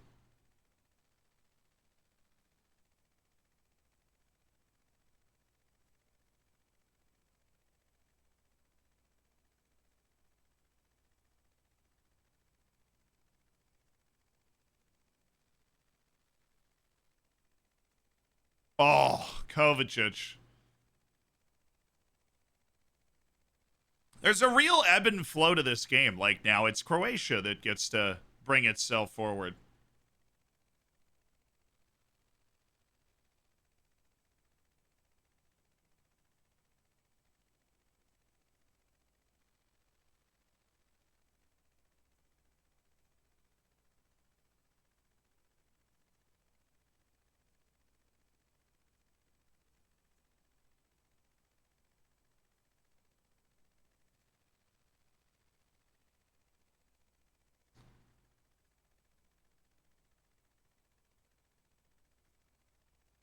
If you took the labels off the jerseys of these two teams, you would say this was a very even game.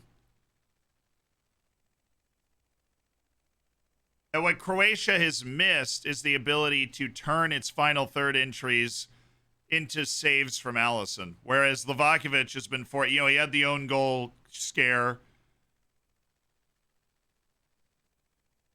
And then obviously that other play, but it's been like chaos that's opened up chances for Brazil and not silky play.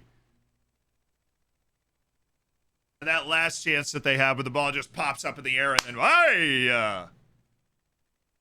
One of them.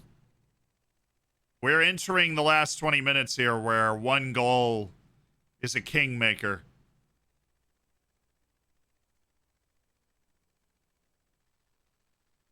Yeah, Brazil, Croatia's been to a World Cup final more recently than Brazil has, obviously. Brazil hasn't been to the World Cup final since 2014. They haven't been to the World Cup final since they won it in 02. It 06, they lost in the quarters. 10, they lost in the quarters. 14 semis and 18 quarters. Oi! Never getting that off, though. Oh, that's a foul. Yeah, it's a foul on Kramaric. Sub!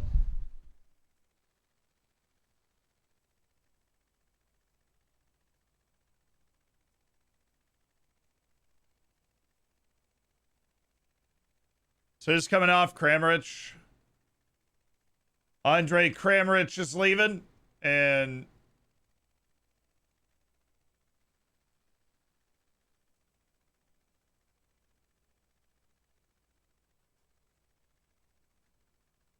Blazic in.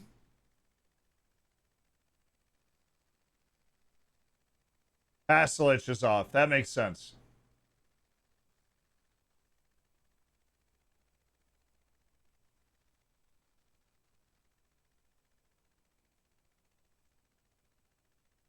All right, Vlasic, Petkovic. Petkovic, who plays domestically for Dinamo Zagreb, but I signed him in my Wolves save. He's a very physical target forward.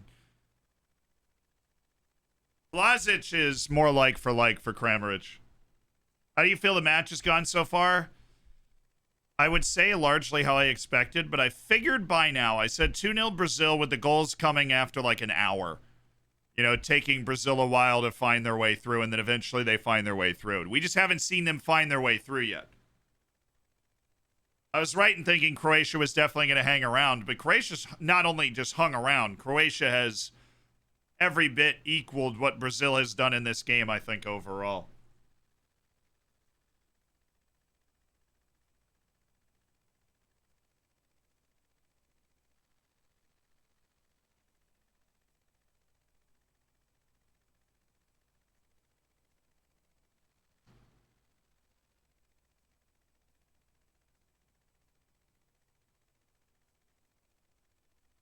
Anthony, what are you, Anthony?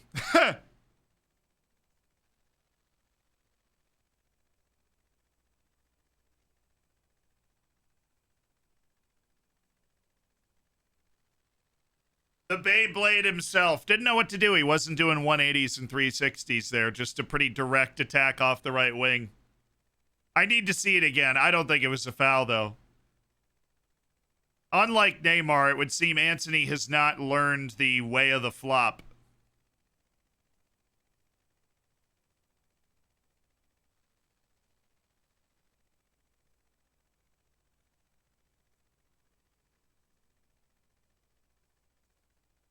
That is a yellow card for diving every day and twice on Sunday. That man, like, didn't even put his leg out. You gotta learn from Neymar. He's on your team. Learn how to draw the foul, man. Learn how to draw the foul.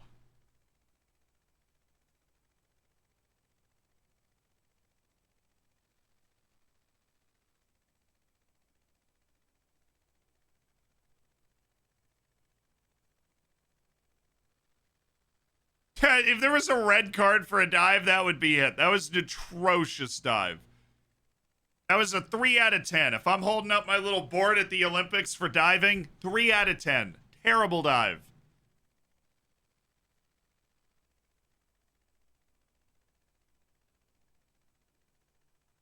What if Morocco just beat both Iberian nations? My apologies to Portuguese fans. Sumatra just had enough. That was a foul, though. That was a foul. I gave it a 3 out of 10. I'm giving that dive a 3 out of 10 on my Olympic diving board because I will give him distance. He covered a lot of ground, got very parallel to the ground as well, so there's some artistry in that. But he didn't actually accomplish anything.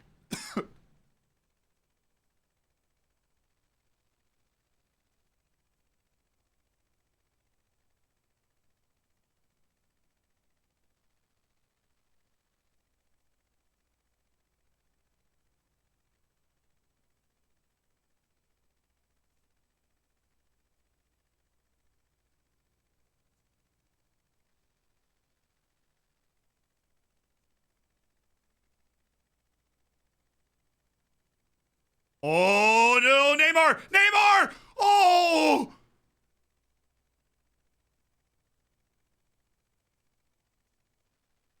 Dominic Lavagna, Brazil is getting it opened up on this left side. Dominic Livakovic with his second denial of Neymar on a tight angle. I'm surprised Neymar hasn't found a cheeky way to get it like under his arm, through his legs, or whatever. I want to see that save again. But Livakovic making plays. That's a yellow. Yep. That's a yellow. Marquinhos? That could be a pretty significant yellow card.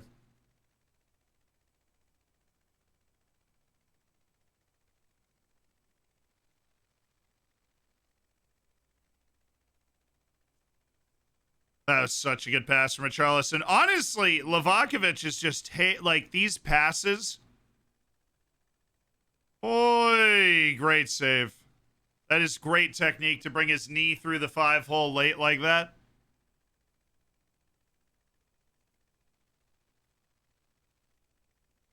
So he sews the 5-hole and then brings his knee through it as the shot's coming in. That's fabulous. But the key to this, Livakovic is lightning off of his line. Lightning off of his line.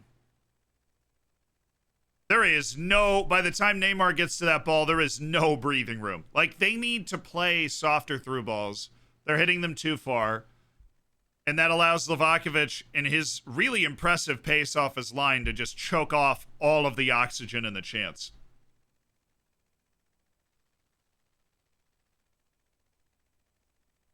But the key to these saves for Livakovic, and that one that, like, skipped into free space, there was just nowhere for them to shoot. Livakovic took up the whole shot. Oh, Modric. Cheeky. Cheeky. That might have been clean from Paqueta. Or, sorry, Paqueta. That might have been clean. This is going to be a spicy last 15.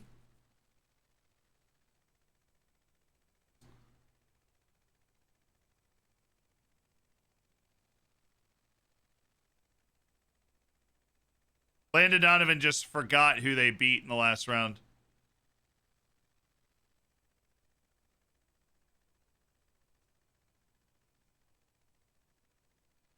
Landon Donovan literally goes, yeah, it's been a party since they dismantled nothing.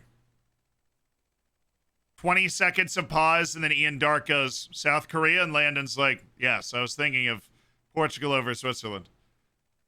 Honestly, I don't think that's a knock on the quality of broadcasting. I'll be honest. That is not the type of mistake that drives me crazy, but it was really funny to listen to.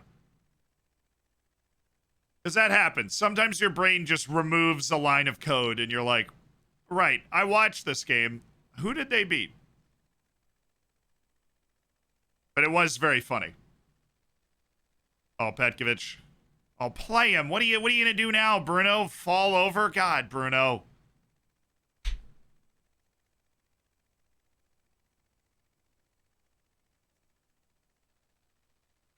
Bruno! You had the obvious ball. Make it harder on your team. Now Modric is out of the way. Oh, Sosa against Anthony. That was a foul. But he's not going to get it because of that flop last time, I guess. That was definitely a foul, though. Rodrigo. Oi! Dominic Livakovic is padding his stats right now. He's padding his stats. That was right at him, but he's padding his stats. That was a foul. That was such a foul. Paquetá probably could have done better than that, than hitting it right at Livakovic, but...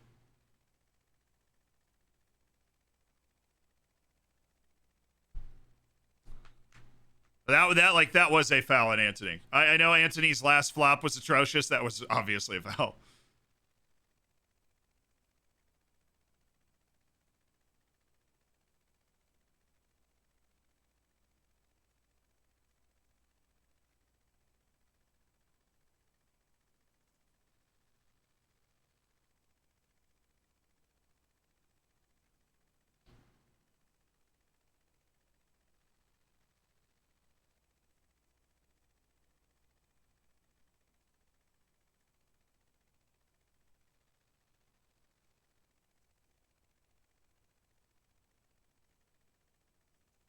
Well, the FIFA rules expert that they brought in on Fox just said that Michael Oliver definitely should have yellow carded Anthony, which we already knew.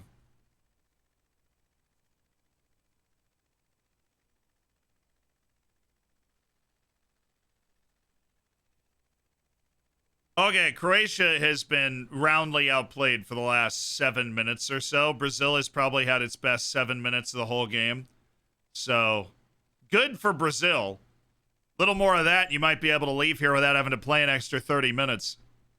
But Croatia needs to find a way to get itself to extra time because they seem very unlikely to pressure the goal now.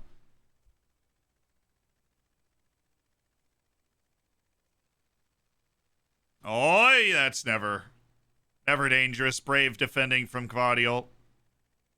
And then he's helping him up after. What center back does that?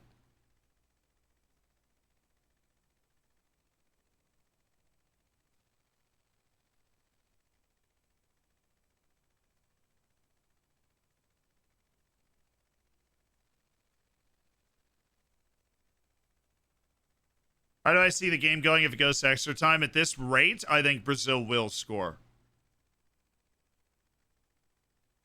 But Croatia's so freaking experienced and dangerous in these spots. If you let him hang around and you don't go out and beat Livakovic, I'm surprised that wasn't a foul. What a run. Oh my God, dude, what? Oh, Vlasic.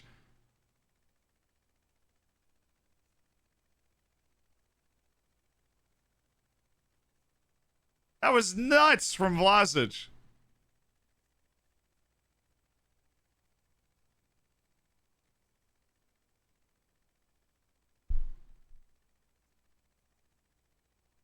That could have been a second yellow card. Also, like, that could have been a second yellow card.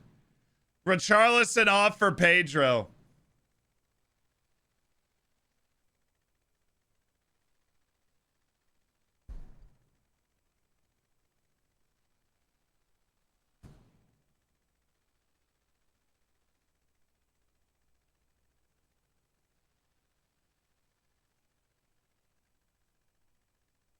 That's it for Brazil's subs, by the way.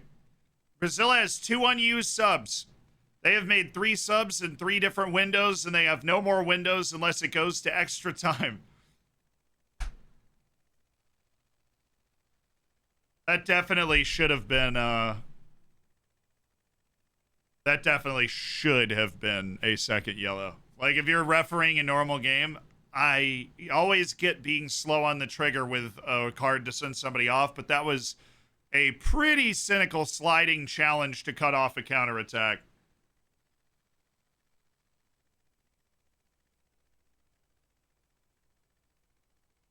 I mean, Brazil will have 3 subs available in an extra window in extra time if they want to use them, and they might. Neymar. Nice tackle. Little Kovacic action. Counter press on from Croatia. Oh, wow. Croatia forcing a Brazil mistake.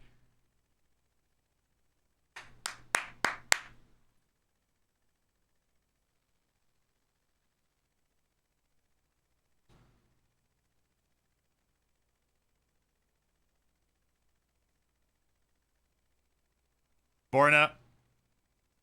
Ah. Oh, there you go. That's more like Brazil. Here we go. Swaggering forward. He's got Pedro. He's got Rodrigo. He's got Danilo. Modric closing down Neymar. Neymar throwing elbows. You think this means a lot? Casemiro. What help by Bruno Petkovic from the striker spot. Anthony. Oh, wild block and a corner.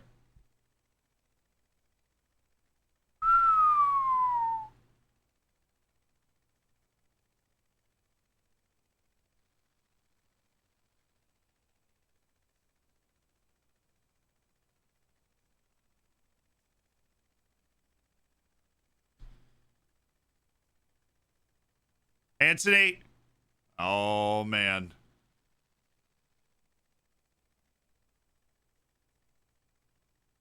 Yeah, it wasn't a very good corner, was it?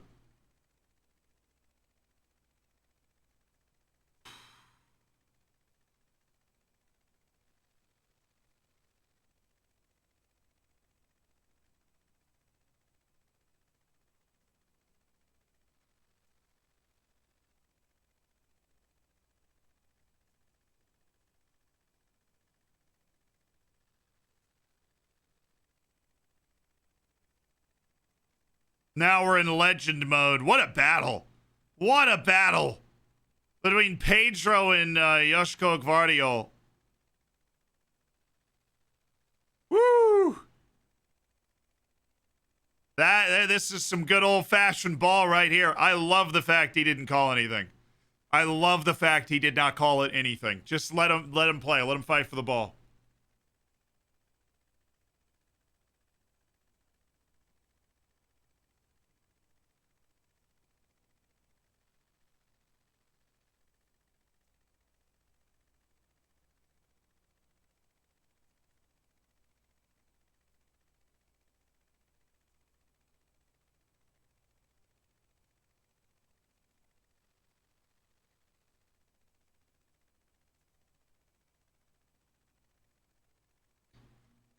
Croatia's breaking the press in a different way now. They're using Brozovic.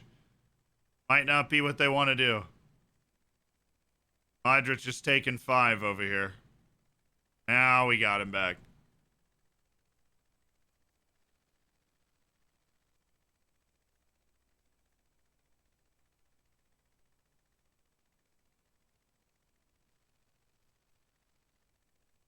Where are you looking, Luka? Oh, Kovacic shows a bad pass. Very good recovery by Perisic. Borna Sosa. Oh, Petkovic.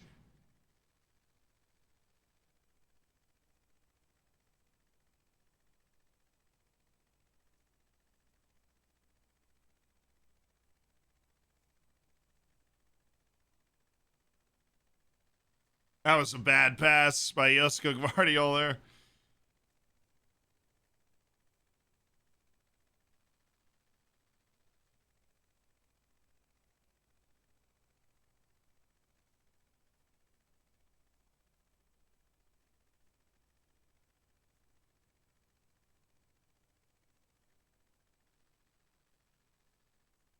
Been very impressed by Croatia's ability to possess in this game.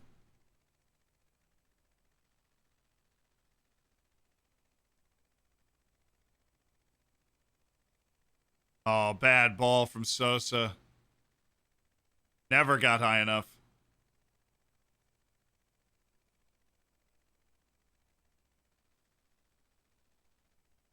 Oh. That was fun space for Rodrigo.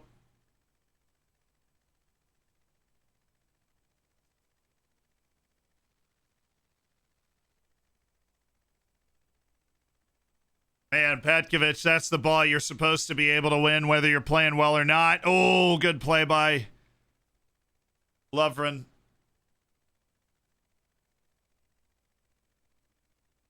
Edgy game.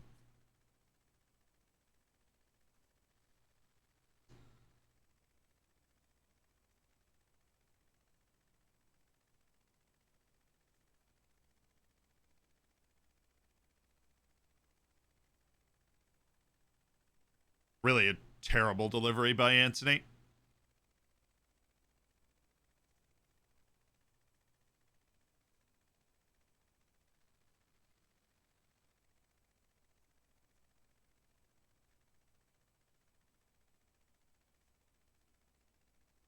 Corner.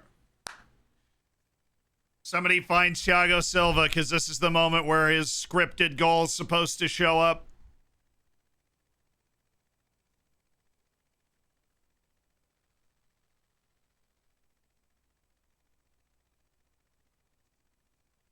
Oh, wow. That's a big time header by Perisic.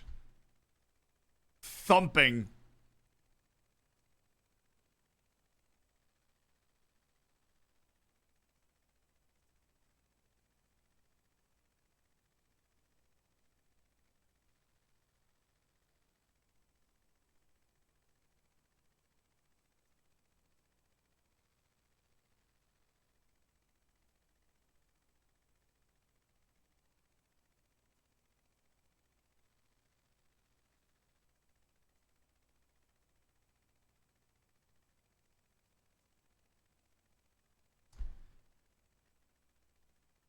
Can't say I've been impressed by anything Petkovic has done since he came in.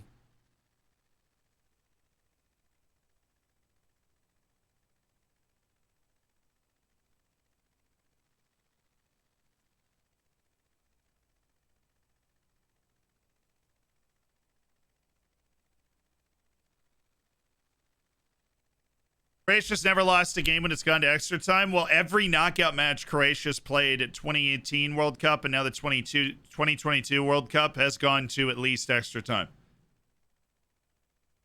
So.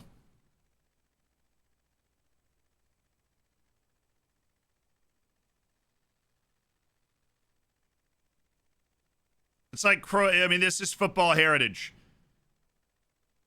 Croatia going to extra time again. It's football heritage.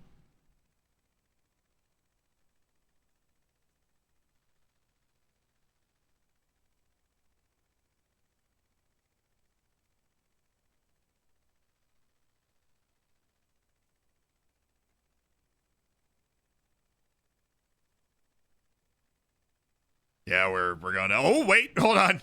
Right as I'm saying now, we're going to extra time. Rodrigo pops up with something again.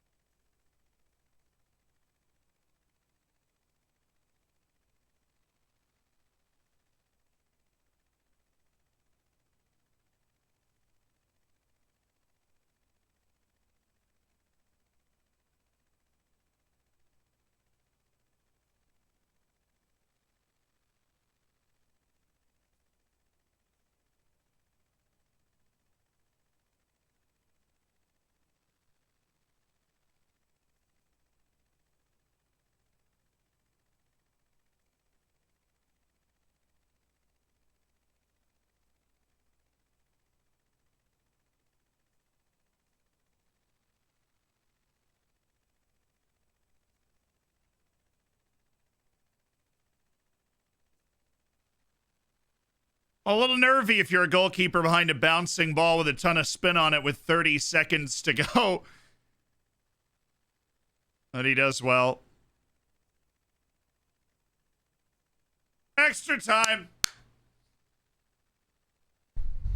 Of course, Croatia's playing, so of course we're going to extra time, chat.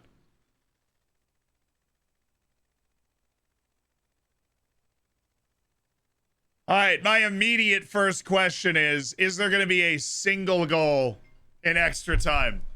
I will be tweeting that football heritage thing. Is there going to be a single goal in extra time? I say no. I think we're going to penalties. Brazil looks a little tired. One each? Really? You're going 1-1 in extra time. Okay. Croatia going to extra time is football heritage. I don't know.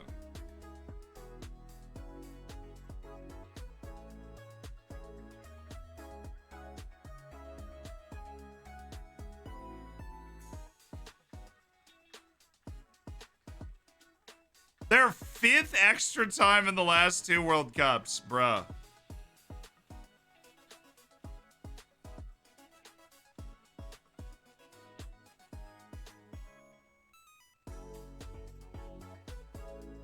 All right. There we go. It's going 0-0 to pens. That's what it's typing like my grandma saying every word out loud. You know, I should have typed like this, you know, when somebody holds their phone and does the. That's the perfect one.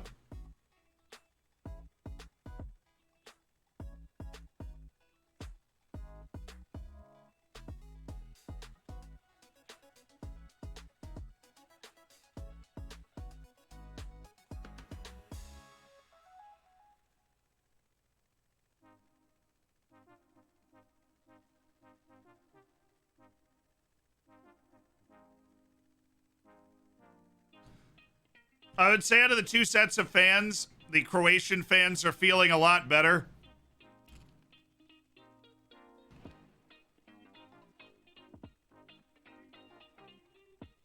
Like, for Croatia, this is just so massive. You've been on the ropes at times.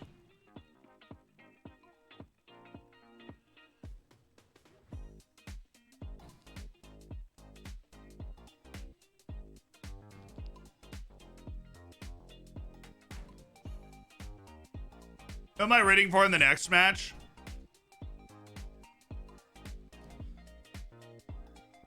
Probably Argentina, but I'd be happy for either team if they won. I think Messi winning the World Cup would be so cool.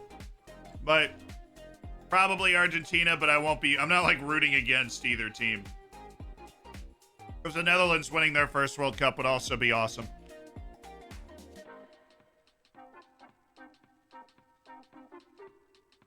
So Brazilians are like snowflakes. Well, if snowflakes were the best team in the world, then yeah, I totally agree with you.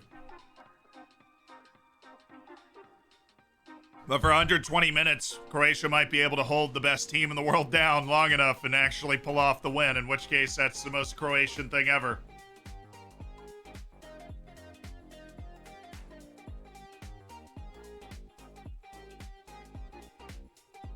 Like they're like snowflakes who disappear when you pee on them. So that's what Modric always does. I've been trying to figure out how he keeps everybody in check.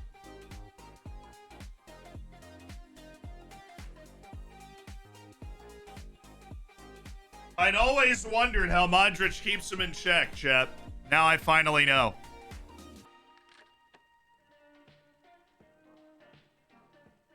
All right, you guys ready? Croatia, Brazil. A final 30 minutes to settle it. Good luck to the Croatian fans. Good luck to the Brazilian fans. Oh, we've got a beam of light.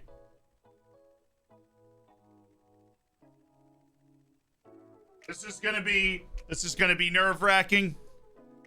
There's still a beam of light. How, I do not know.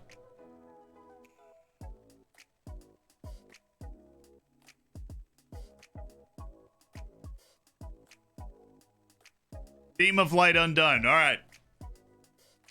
This is going to be an emotionally charged, intense 30 minutes, so Croatians, Brazilians, I wish you the best.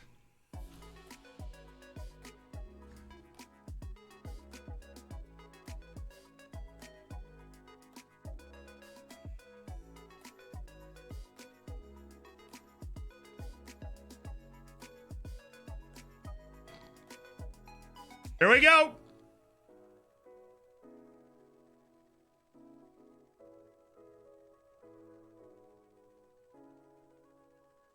Clock is accurate. We're running extra time. Brazil and Croatia.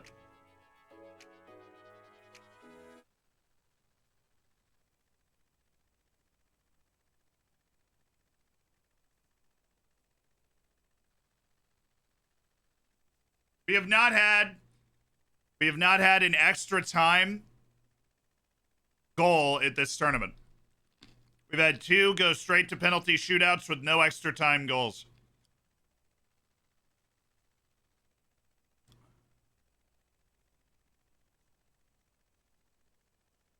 Japan, Croatia was 1-1 going into extra time. Morocco, Spain, 0-0. And we had no extra time goals and then straight into pens. That's the way it's happened so far. Now, Brazil has 1 sub window and 3 subs. Croatia has 2 sub windows and 4 subs. If they want to use it. Oh, that was... Somebody was making a delayed run far side. That would have been a perfect play. I thought that was what was happening for a moment.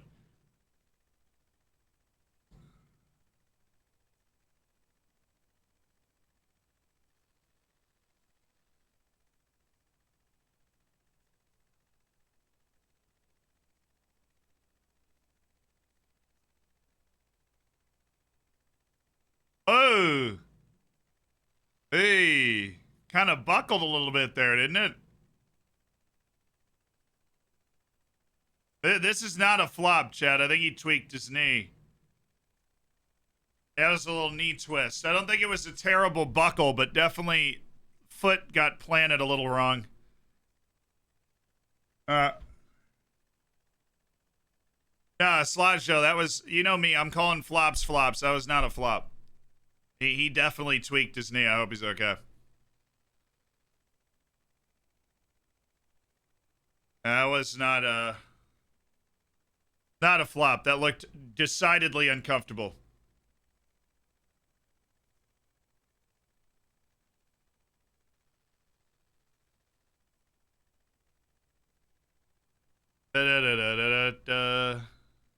Anthony's down. Boy, now he's yelling at the assistant. Dude, what is... Anthony's testosterone levels seem to be at... like all-time highs.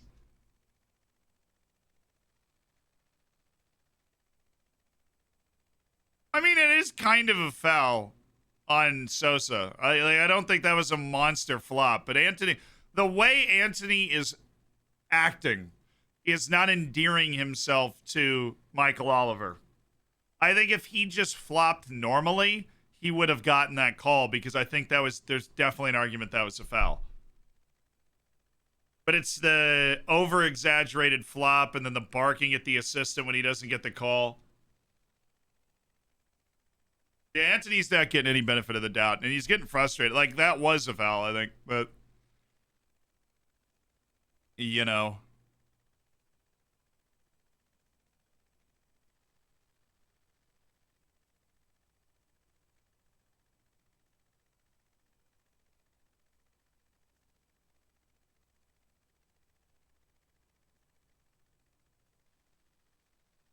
Oh, he did get a call.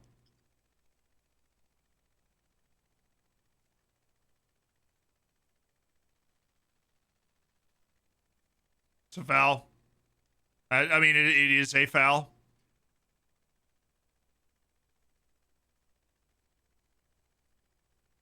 That is 100% a foul. Probably, I mean, honestly, if you want to see the Anthony effect, it probably should have been a yellow. And it wasn't because this ref's just like, I don't like you.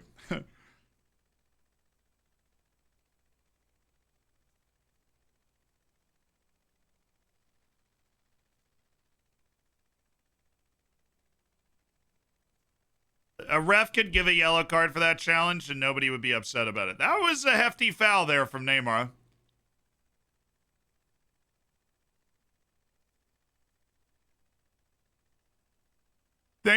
He knows a foul when he sees one. Neymar's going to get his money's worth if he's going to commit a foul.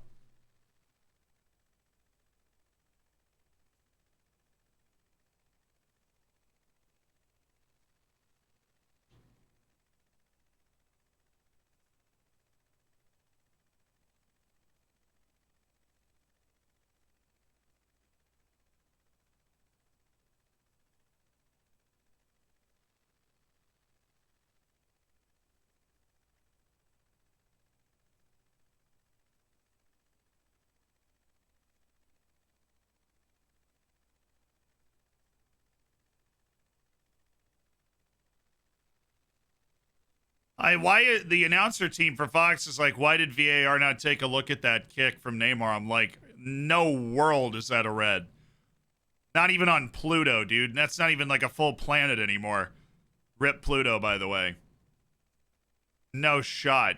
There's a fair argument that he's really trying to kick at the ball there. Yeah, violent. I don't know. That's what they were saying, though. Petkovic, nice turn. Just don't lose the ball. Whatever you do, Bruno, just don't lose the ball again. Exactly. You could totally argue he was trying to get the ball. I have no idea what the announcer's talking about there.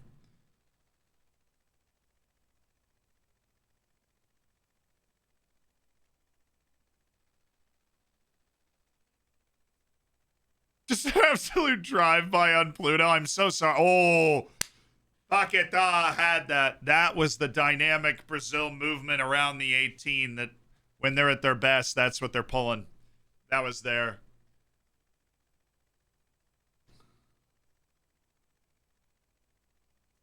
Anthony could have flopped that. He's cooking Sosa.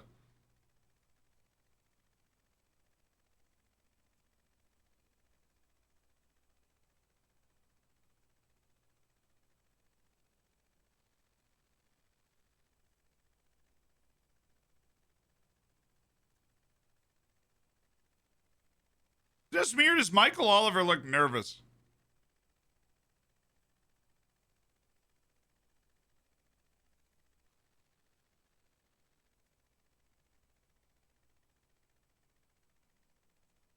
God, Modric, that was witchcraft and wizardry right there. I have no idea how you got that ball through.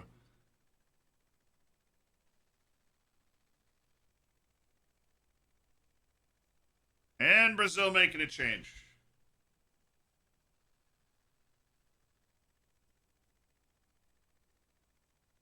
Alexandro's getting warmed up, which is hilarious because now they're going to use 4 subs and 4 windows instead of the 6 they can. And they're Brazil. There's no talent. There's no team with more talent off the bench than them.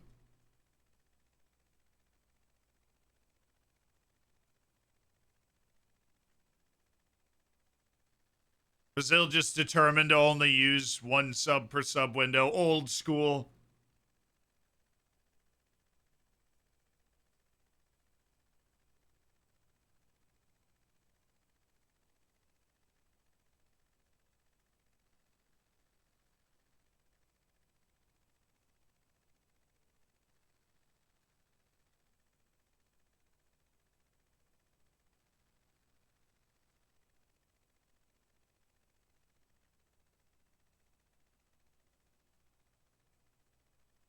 Oh, great defense, honestly.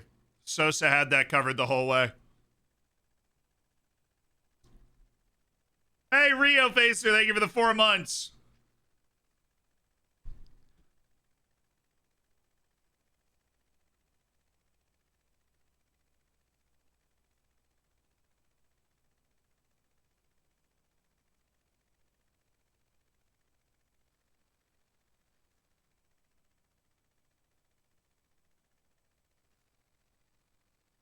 Vlasic has been gone for the last 15 minutes, but when he touches the ball, I've really enjoyed it.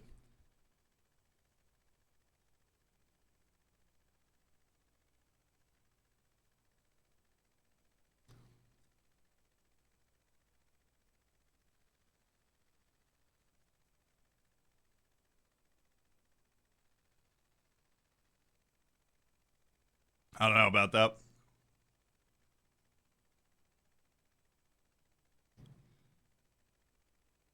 Brazil needs to have taken advantage of one of their chances at this point. The last 20 minutes of the actual match, they've asked some more questions in extra time.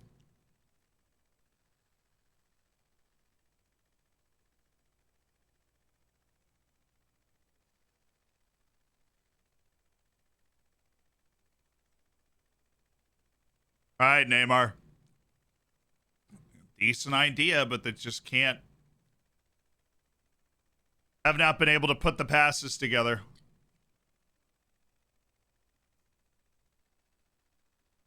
Oh my goodness, Anthony. He is so strange. Just lets the ball slow down.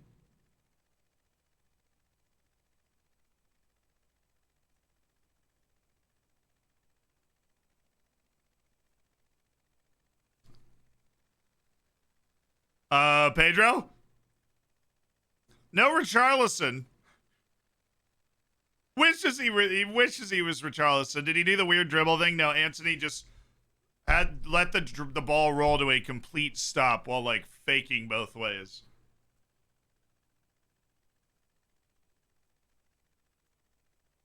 Sorry, Pedro. Tough look.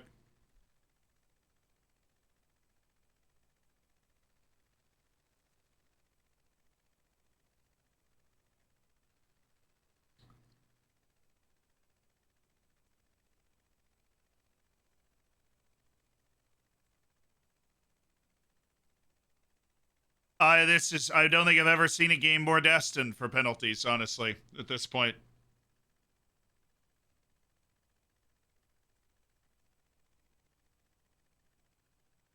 Mateo Kovacic shot out of a cannon into the Brazilian box all of a sudden. Wow, it's a great knockdown by Paqueta. Oh, Neymar. Oh, he needed a perfect touch and he didn't have it. Great tackle by Lovren. Can they run the other direction? I don't know. Perisic basically has to go. Oh! Holy Moses, Petkovic! Hit it!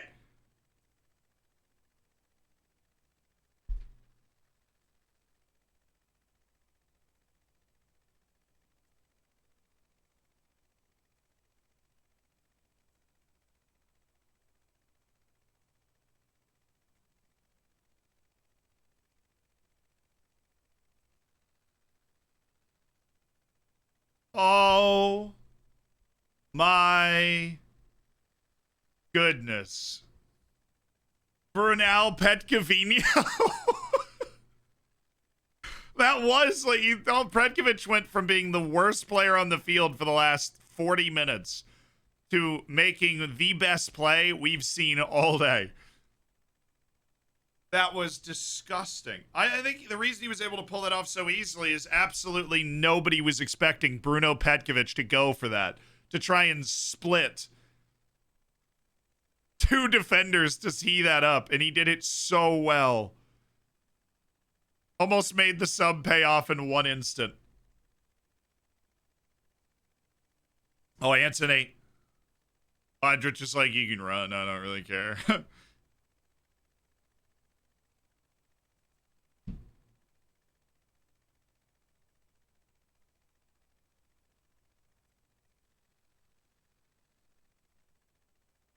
Perisic doesn't really like Anthony, I don't think. I loved Anthony's response being he just stared back at Perisic. He didn't say anything. He just stared back at him, you know?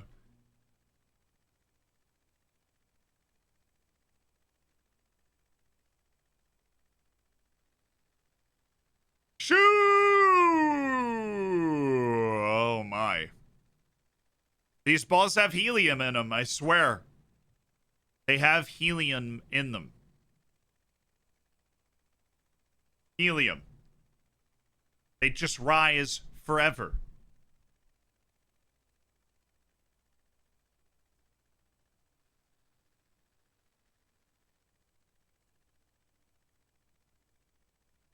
Everybody that takes shots in this tournament just sails them, except for that one dude on South Korea.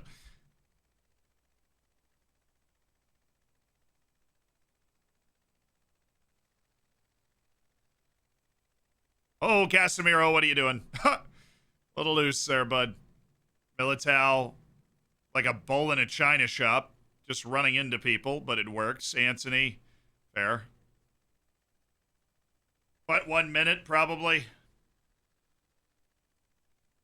There's less gravity in Qatar. It's a scientific reason, really, chat.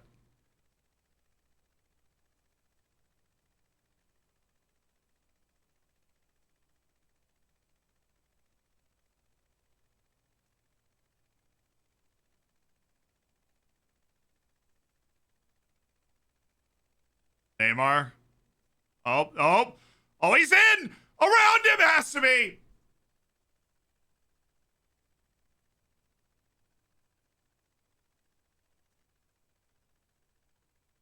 And it's Neymar with the first extra time goal of the entire tournament. It's one of those chaos plays.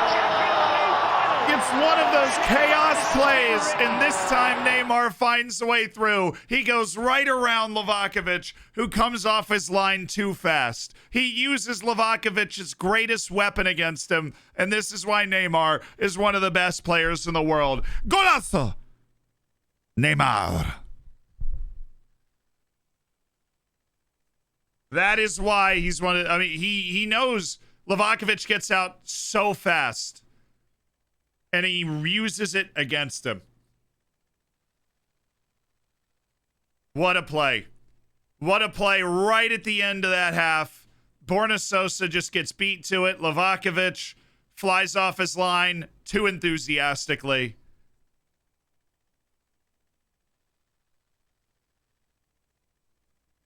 Oh, man.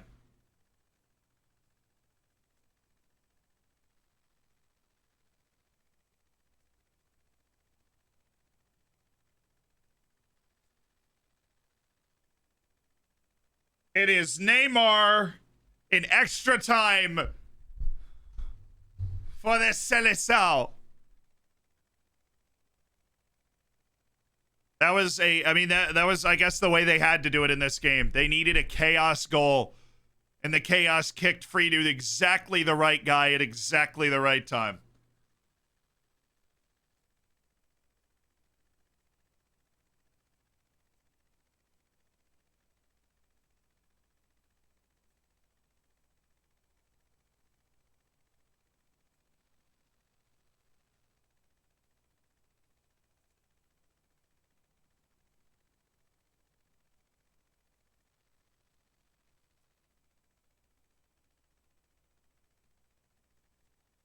Vlasic continues to look amazing. Juranovic, no, oh, that would have been awesome. Just like the immediate reply. I mean, they should whistle this now. I mean, yeah. All right, halftime of extra time. It's Brazil 1, Croatia 0. Wow, wow, wow, wow, wow, wow, wow. Wow, wow, wow, wow, wow.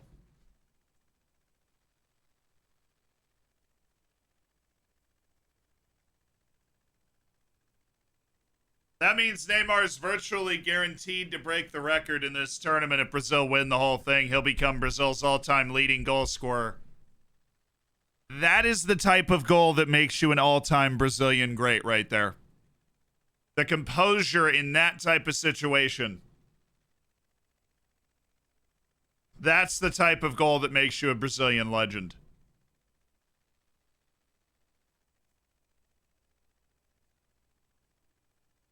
Pele's record 77. Neymar is tied. Neymar has scored as many goals for Brazil as Pele did.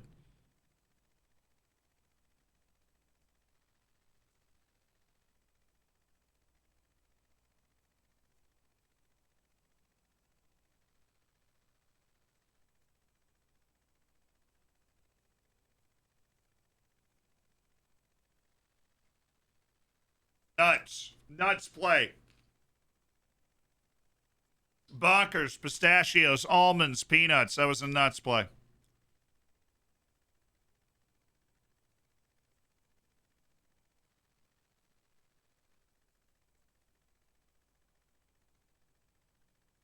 Croatian fans praying right now. They have a goal in them, but I know this is an insane suggestion. You have 4 subs, use them. Oh, he's used 1. All right.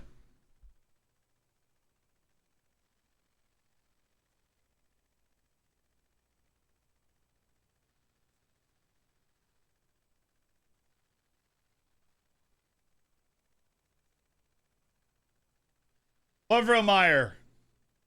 The solution for Croatia is Lovromeyer for Matej Kovacic. They're bringing Sandro in as well. I think they are. This is the last sub for Brazil. Croatia has 1 more window left if they want to use it.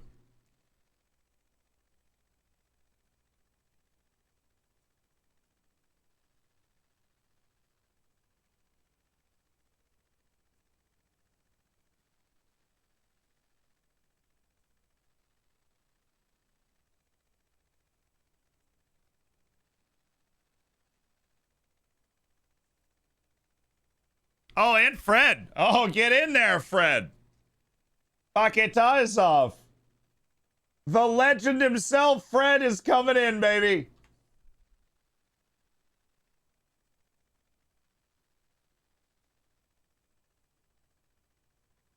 Oh, it's over now for Croatia. It's over for Croatia. Fred's on the field. This is Fred's World Cup. All right, Croatia. They brought in Lovromeyer. They have 3 subs left and 1 sub window to use them if they want to.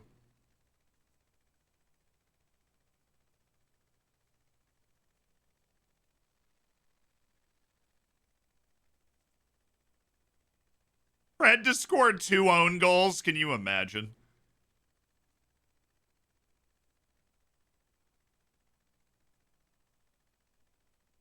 That was actually really well done by Lovromeyer.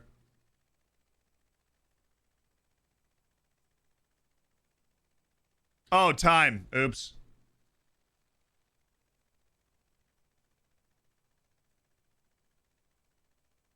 Because it is going. Yeah, it is going. I just hit 106. All right, clock is on.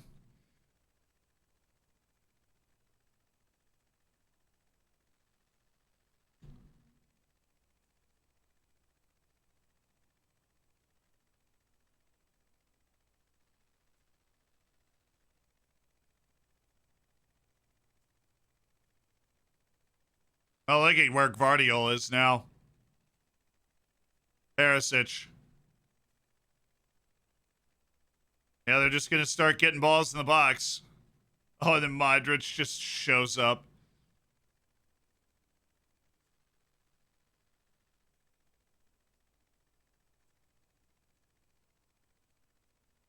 Bruh, you got Rodrigo kicking the ball back over the sideboard.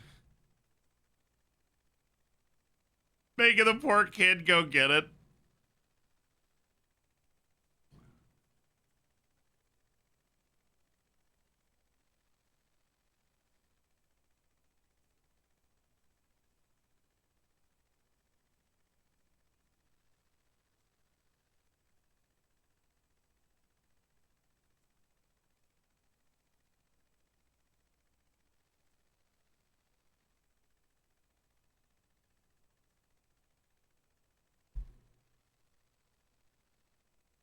All right, here we go.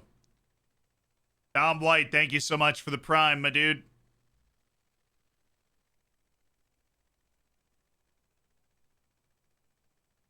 Croatia need a very special moment.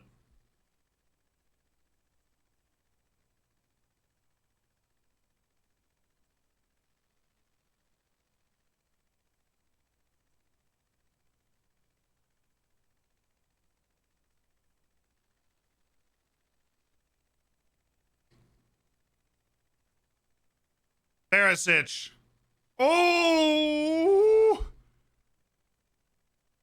I was only 2-on-2 on that cross. I don't know how they leave it that open. Gvardiol just, yeah, he's good work from Gvardiol. Just racked himself with the ball. Needs to get up. Come on, Yoshko. Give us a chance.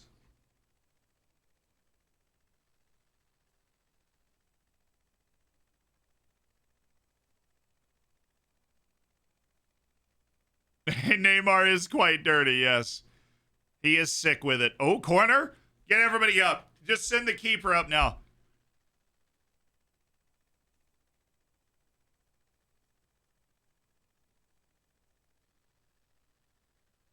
Yoshka is the coolest. That's the coolest name. Oh, okay. We're getting another sub.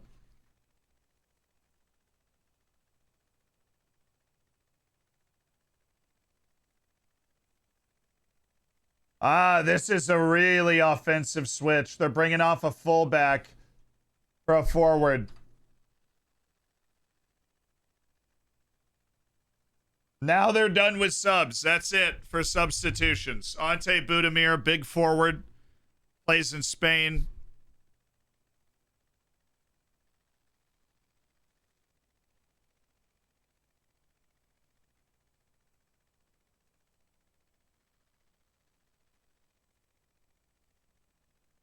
Oh, Petkovic. Oh, boy. Bruno. That was not what you want there. Juranovic in full retreat there. I don't even know where Juranovic is going.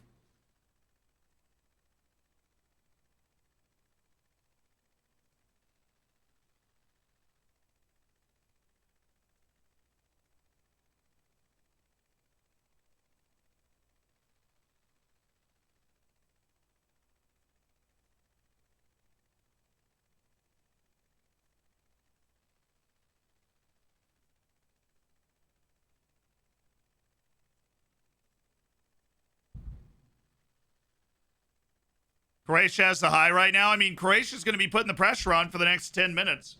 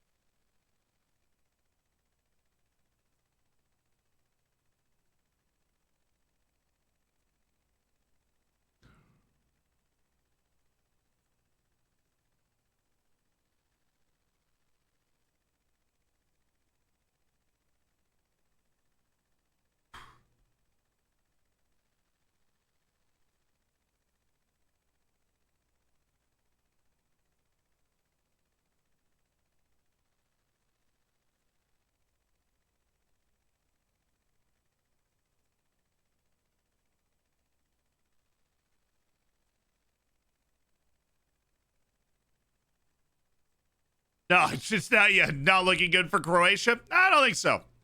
I don't think it's looking good for Croatia.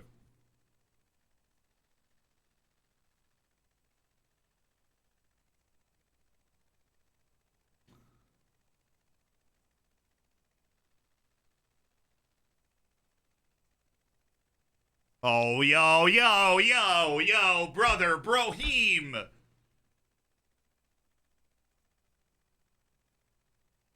Play on. They will tie. I don't know how you see a Croatia goal out of this.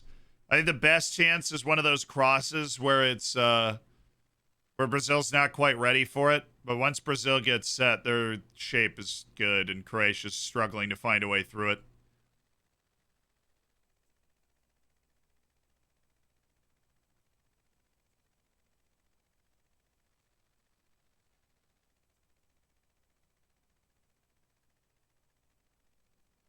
That was good work from Anthony.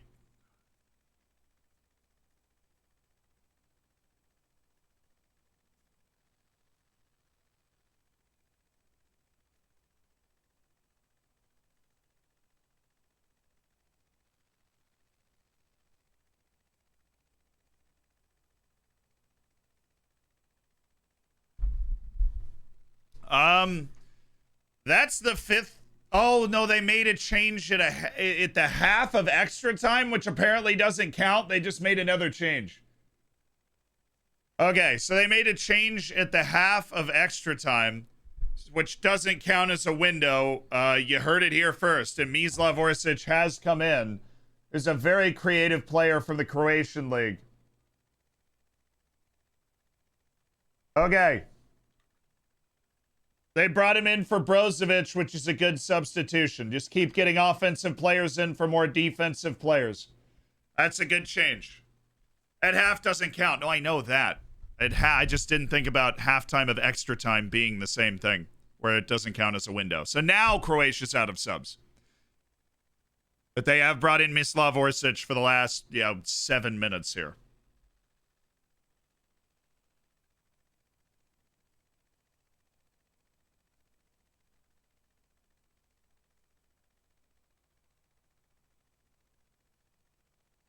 It's going to take Brazil about 3 years to take this free kick. And I don't blame them.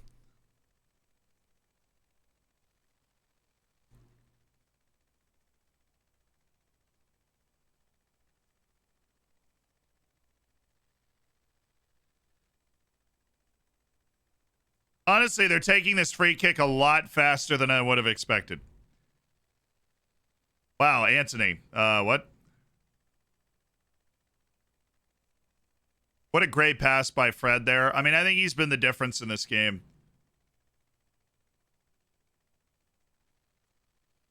Ooh, almost showed a little too much of the ball to Pedro there.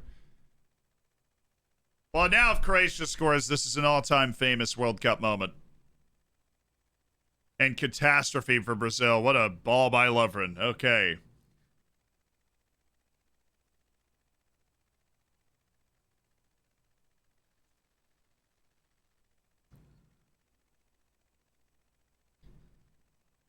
Well, if they do make the World Cup semifinal, it will be their first World Cup semifinal since an unnamed national disaster for Brazil.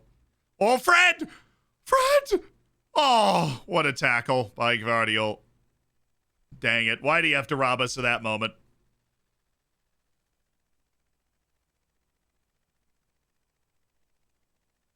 Modric. Vlasic, maybe they've got, this is what I'm talking about. This is where they can score. Oh! Oh, Croatia scored!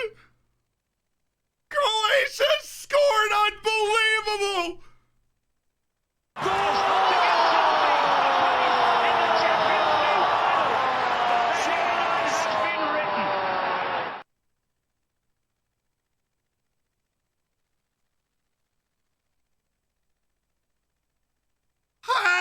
Unbelievable! How did they get open? How do they get... Why is Brazil pressing so aggressively? What are they doing? It's 4-on-4, dude. It's 4-on-4. What are they doing? Bruno Petkovic. What are they doing? Nasty deflection, but really that goal comes from the fact that Brazil is pressing so far up the field, they get caught in a 4-on-4. 4-on-4. How?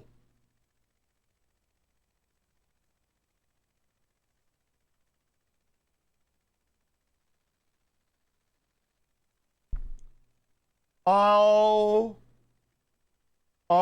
my goodness.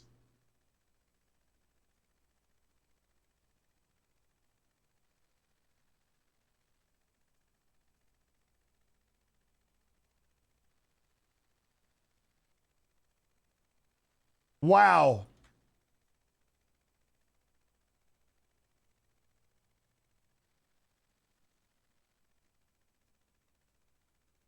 Bruno Petkovic has tied it with 4 minutes left.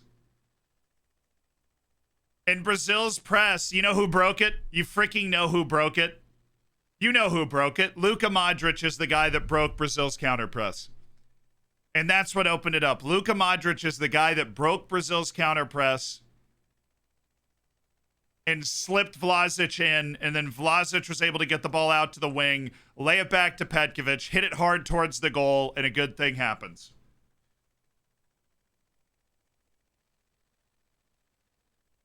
But it was Modric that broke the Brazilian counterpress. He is unbelievable.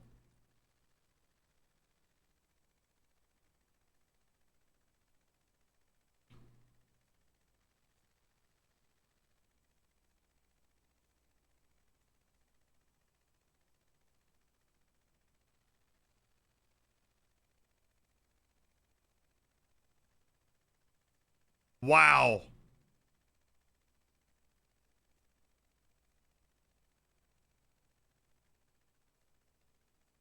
I mean, they got it right. Croatia just tactically got it right. Modric broke the counter press, and they had the numbers up there. It was a 4-on-4. I mean, how you end up getting a 4-on-4 when all Brazil has to do is keep you out of the net for 5 minutes blows my mind. You have to have more than 4 people behind that ball. Like, seriously. Have to.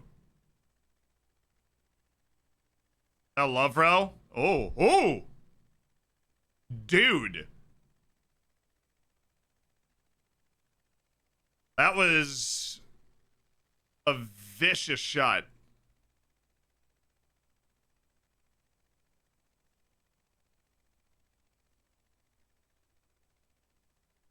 Who called it 1-1 in extra time? Dude, somebody actually did say that. I was convinced it was 0-0 in extra time. Somebody called the 1-1 though. There was one person. I think it might have been a few people. Okay. Well, it's in the historical record forever that you predicted it. And then a few people were like, I think Croatia gets the equalizer. And I'm over here like, I don't think they do. That was a foul. Perisic really doesn't like... Perisic and Antony do not like each other.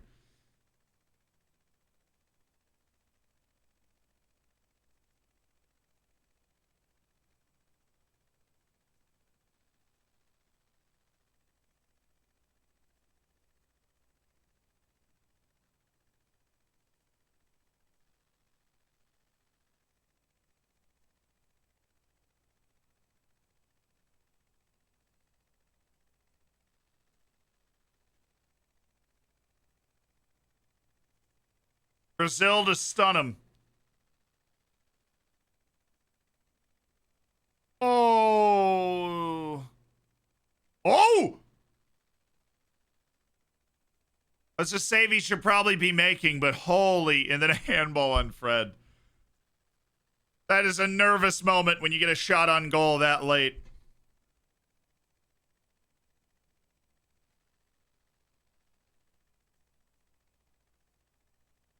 Yeah, I mean, it's a save he should always make, but... And then Joško Gvardiol with the from-the-ground header. Fred with the handball and the clearance. Ooh.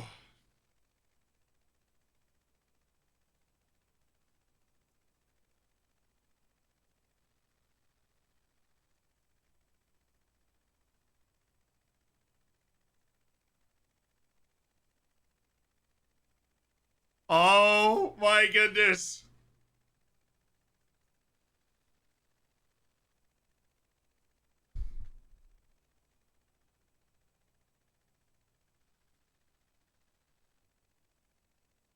All right, the Croatia special, the penalty shootout.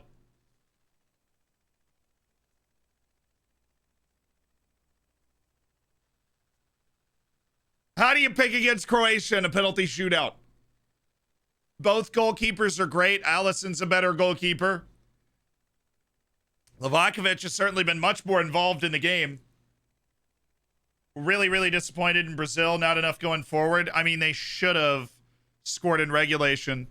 Last 20 minutes, they were all over them. And then they finally broke through. I'm just really disappointed in their defense. They need Fred and Casemiro to be present with that back line. Their counter press was too high and too dumb. So, for those that don't know the way we're going to do this for the penalty shootout, and I can't believe we're saying that, we go emote only once the penalties start. And we have a little penalty tracker on the left side here where we will type in the names and keep you up to date on who's taking, who's made, and who's missed.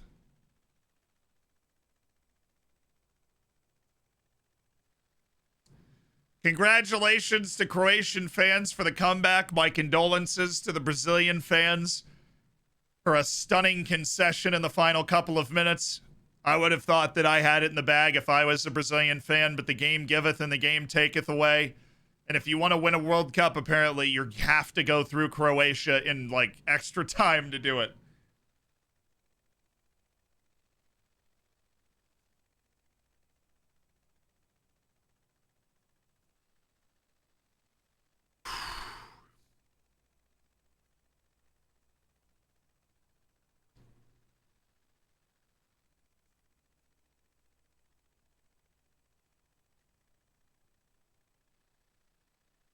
Do you know Fred's taking one too? And honestly, top bins from Fred. I'm saying top bins.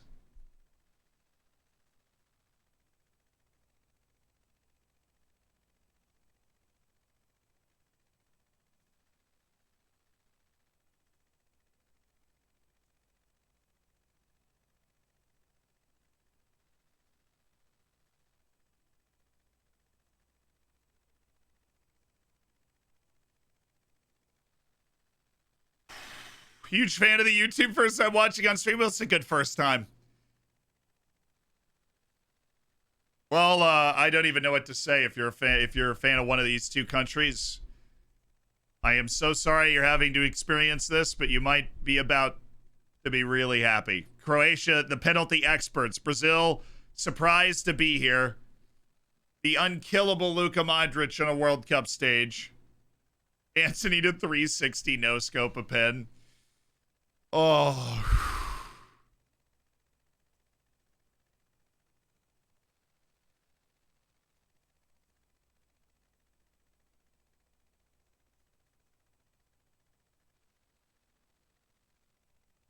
I'm like acting like I'm about to take a penalty. It's a World Cup quarterfinal and a penalty shootout. I'm like, you know.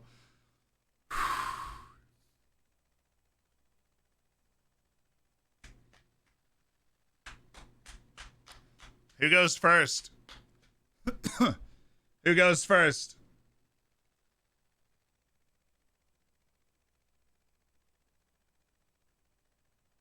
Two great goalkeepers for this. It's Croatia going first.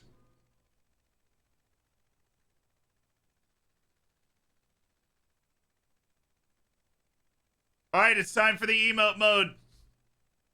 Chad, are you ready? Nikola Vlasic against Allison Becker.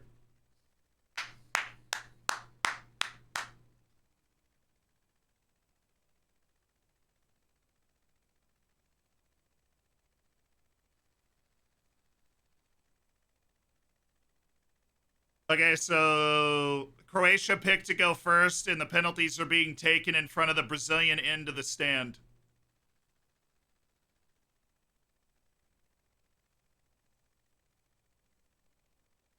So, yeah, it's true. Croatia's in its second penalty shootout in a couple of days. Vlasic did score his last penalty. Vlasic did score his last penalty.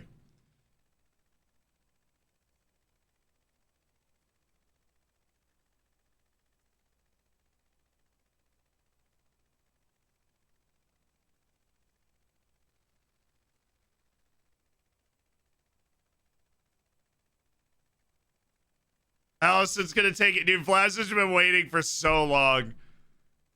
It is different in a penalty shootout against Brazil. Croatia got to go second as well in that penalty shootout against Japan, and Japan had already missed by the time Vlasic took his pen, if I remember it correctly. So this is a different situation for Vlasic. Oh, what a pen. That's my favorite type of penalty. Right down the middle. Like right down the middle, high and hard. Right down the middle under the crossbar with heat. Impossible to save as a former goalkeeper myself. Impossible. And every time I take a penalty, that's where it goes. And I have a perfect penalty record in my life, although most of those are in intramural playoffs and not the World Cup quarterfinal. It's a little harder to do that in the World Cup quarterfinal. That was well taken. Rodrigo. Or Brazil. Against Livakovic, who's got hands of gold today. Oh my God, Livakovic! He saved it again, and that penalty was hot garbage, man. That penalty was not good, and I feel bad for Rodrigo because he's a young guy, but it's a perfect savable height. He he tries to send him the wrong way with his hips. The idea here is that he really sells the fact that he's hooking it left, and then he turns his foot inside out and hits it wide. But that was a poor pen. Lovro Meyer. The Luka Modric lookalike. He was trying to send him the wrong way. He thought he was going to get Livakovic the wrong way, but Livakovic anticipated that and went against the grain. Lovro Meyer. Right down the middle again. It's perfect. It's my dream shootout from Croatia right now. Seriously. It's a perfect pen. He sold it. He sold it like he was going to the side that Allison went and then just pulled it behind him right down the middle. What a penalty. And now Casemiro?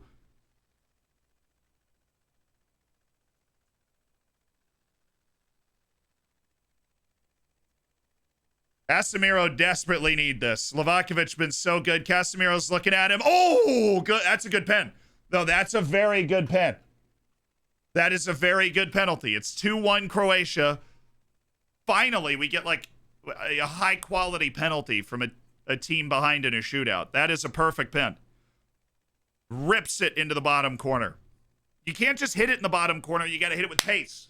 He freaking hit it with pace. And he's smiling as he hands the ball to Luka Modric.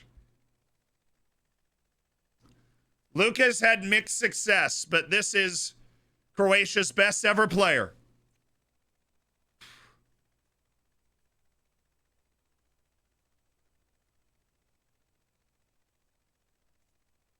Here it is. Oh, great pen. Oh, great penalty. He leans into it, so he thinks he's sending the ball to the right. Modric's like about to cry. That's how much it means. Oh, it's a fantastic penalty. That was amazing. See, you see the way he's Allison is not anticipating the deke. So, like, everybody taking these penalties is faking it one way with their hips and pulling the opposite way. Allison has followed the way that the hips have been going both times. That was really well done with the deke. Now Pedro, I have no idea what's going through his mind. This guy plays in Brazil. What a moment for Pedro, and that was calm. And that was calm. That's the first time Livakovic is like outdone. Because the whole point of that stutter step in the deke is you'll see Livakovic. Livakovic goes, and then Pedro shoots it behind him. Good penalty. All right, who is it? Who is it? Oh, it's Mislav, who's been on the field for like 8 minutes. Mislav Orsic. 3-2 Croatia. Orsic. What a shot. What a shot. Oh my goodness. That was nearly inch perfect. You don't even need to hit it that hard when it's that perfect, but he did hit it hard too. I mean, you're not saving that. You cannot save that unless you start closer to that post. That is an exceptional penalty. Oh my goodness, it's Marquinhos. Where's Neymar? I guess he's 5. I always like putting your best taker at 4, but here we go. Marquinhos has to score. If Livakovic saves it, Croatia wins. Marquinhos. Oh!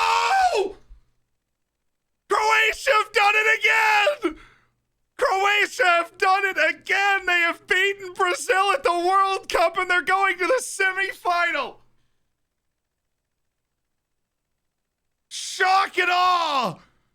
Brazil is out. My favorite is out. And Neymar again is denied World Cup glory because Croatia cannot be stopped. And Neymar never even took a pen.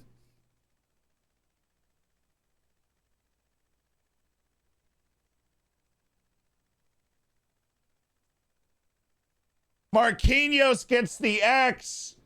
The final score, Croatia 1, Brazil 1, but Croatia gets the all sought after dash to signify their penalty win.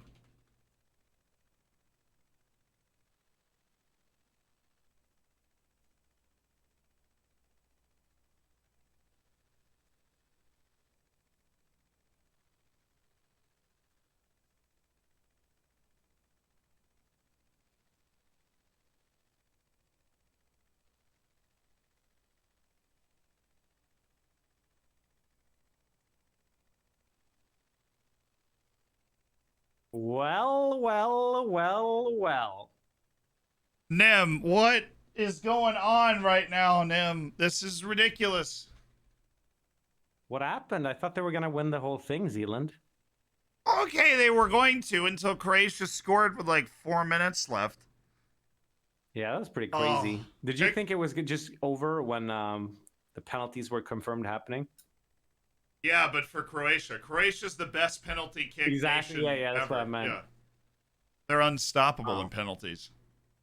What a match. Do you think they deserved the win, or do you think it was a stolen win? I don't think they stole it. I think Brazil was the better Yeah. team, but I don't think that Croatia stole it. Agreed, yeah. Croatia was very much in the game, completed more passes than Brazil, I think, in the first 60 minutes. Brazil just created good chances. The last 20 minutes, Brazil really started to open up opportunities, and then I thought Brazil bossed extra time, but Brazil just got caught. Like that last that counterattack. The last portion of second half of extra time, I thought Brazil looked like they weren't even trying anymore.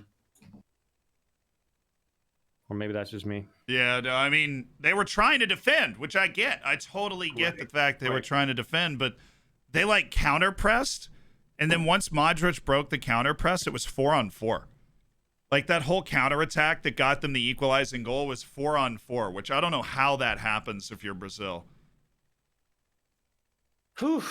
How do they keep doing it, Croatia? How do they keep getting draws and penalties? That's consecutive trips to the World Cup semifinals for Croatia.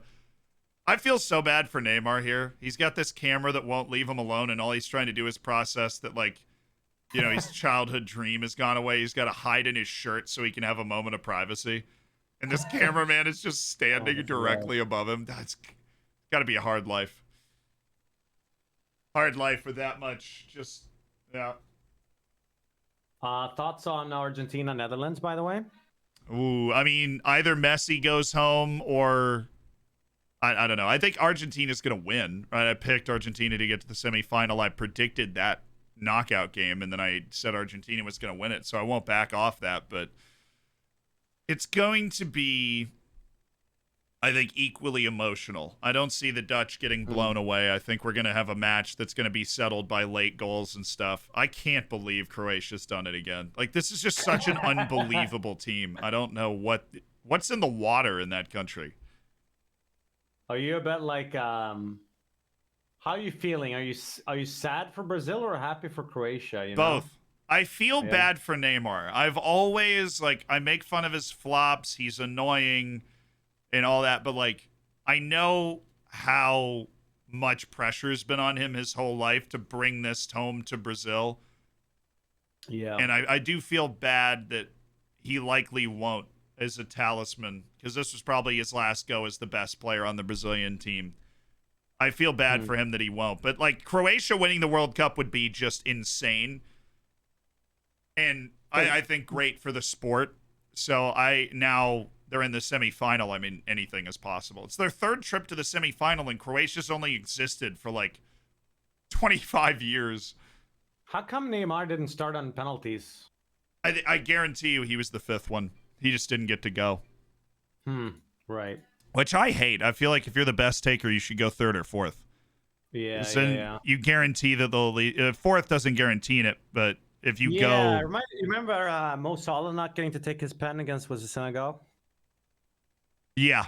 Wasn't that a thing? Yeah. And it's like if you were in fifth and your team's already behind in the shootout, then you don't get to actually take your penalty. Wow. Okay, well, I can't even believe. Like, that's just insane. I can't believe my eyes. Brazil has now gone out in the quarterfinals in 4 of the last 5 World Cups. It's kind of a thing. And of course, the one time they got out of the quarterfinals, they lost 7-1. So, what did you think? I'm sure you were watching the whole game. Did Croatia deserve to win? Well, I thought that, well, first of all, I was a bit upset because it seems like every time I decide to react to a game on my stream, it ends up being a 0-0 game or like a draw or like a long drawn out draw every time. But you got plenty of excitement at the end there. Yeah, we did. So I think it's okay. It's like I said to my chat, I think if Croatia and Brazil were to play each other like 10 times, then I think Brazil would win the majority of those games. But I don't think that Croatia, yeah, like you said, I don't think they stole the win. You know, I think they worked hard to get it. So I'm happy for them. It seems really bizarre for Brazil to be out. I did really enjoy watching Brazil play. So I think for that sake, I'm sad to see them out. But there's plenty of other exciting teams remaining in the World Cup. So, yeah. I agree. I will miss watching Brazil play. Just they play with so much joy when it's going well, and like creativity, and you lose out on characters like Neymar and Antony, who is just like a really annoying little thorn in your side, and Richarlison and all of his outrageous ability that he showed off in this tournament. Well, shame for them.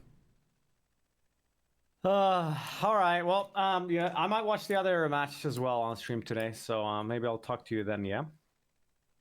All right. I will. Yeah, I'll catch you then. Nice hat, by the way. Thank you. It's called Fashion. If you want any tips, I'm happy to. I'll shoot you a text. Yeah. I'll talk to you later. I need some help for sure. You got to give me that that filter you put on your camera that like messes with your face. I'll make a trade. Oh yeah. For sure. I've got one with have you seen the one that makes you like look like you're crying? Oh wait, you can get that on stream? We need to have a conversation. I need this. Yeah, I'll let you know. I need this in my life. All right. I gotta go get some lunch before the next game. I'll see you. Enjoy. Take care. Chat, that was absolutely insane. Croatia with the penalty shootout win. After equalizing in the 117th minute, you will not forget this game as long as you live.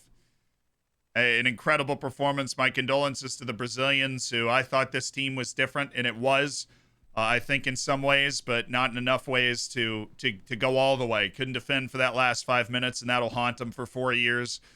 But this talent pool that Brazil has coming up could win a World Cup. All for the love of all that's good and holy. The P doesn't fit there, so I put a dash to denote penalty winner. That is what we're doing right now, and I'm going to need you to stop tagging me in the chat, or I'm going to time you out, Ayal. Unbelievable. Unbelievable. Tag me in chat performance from Ayal. I got to go get lunch. My mother is in town. She will be joining us at halftime of the second game. She's having a boys' weekend, came up to visit my brother and I, so we're going to go get lunch real quick. We'll be back for the second game.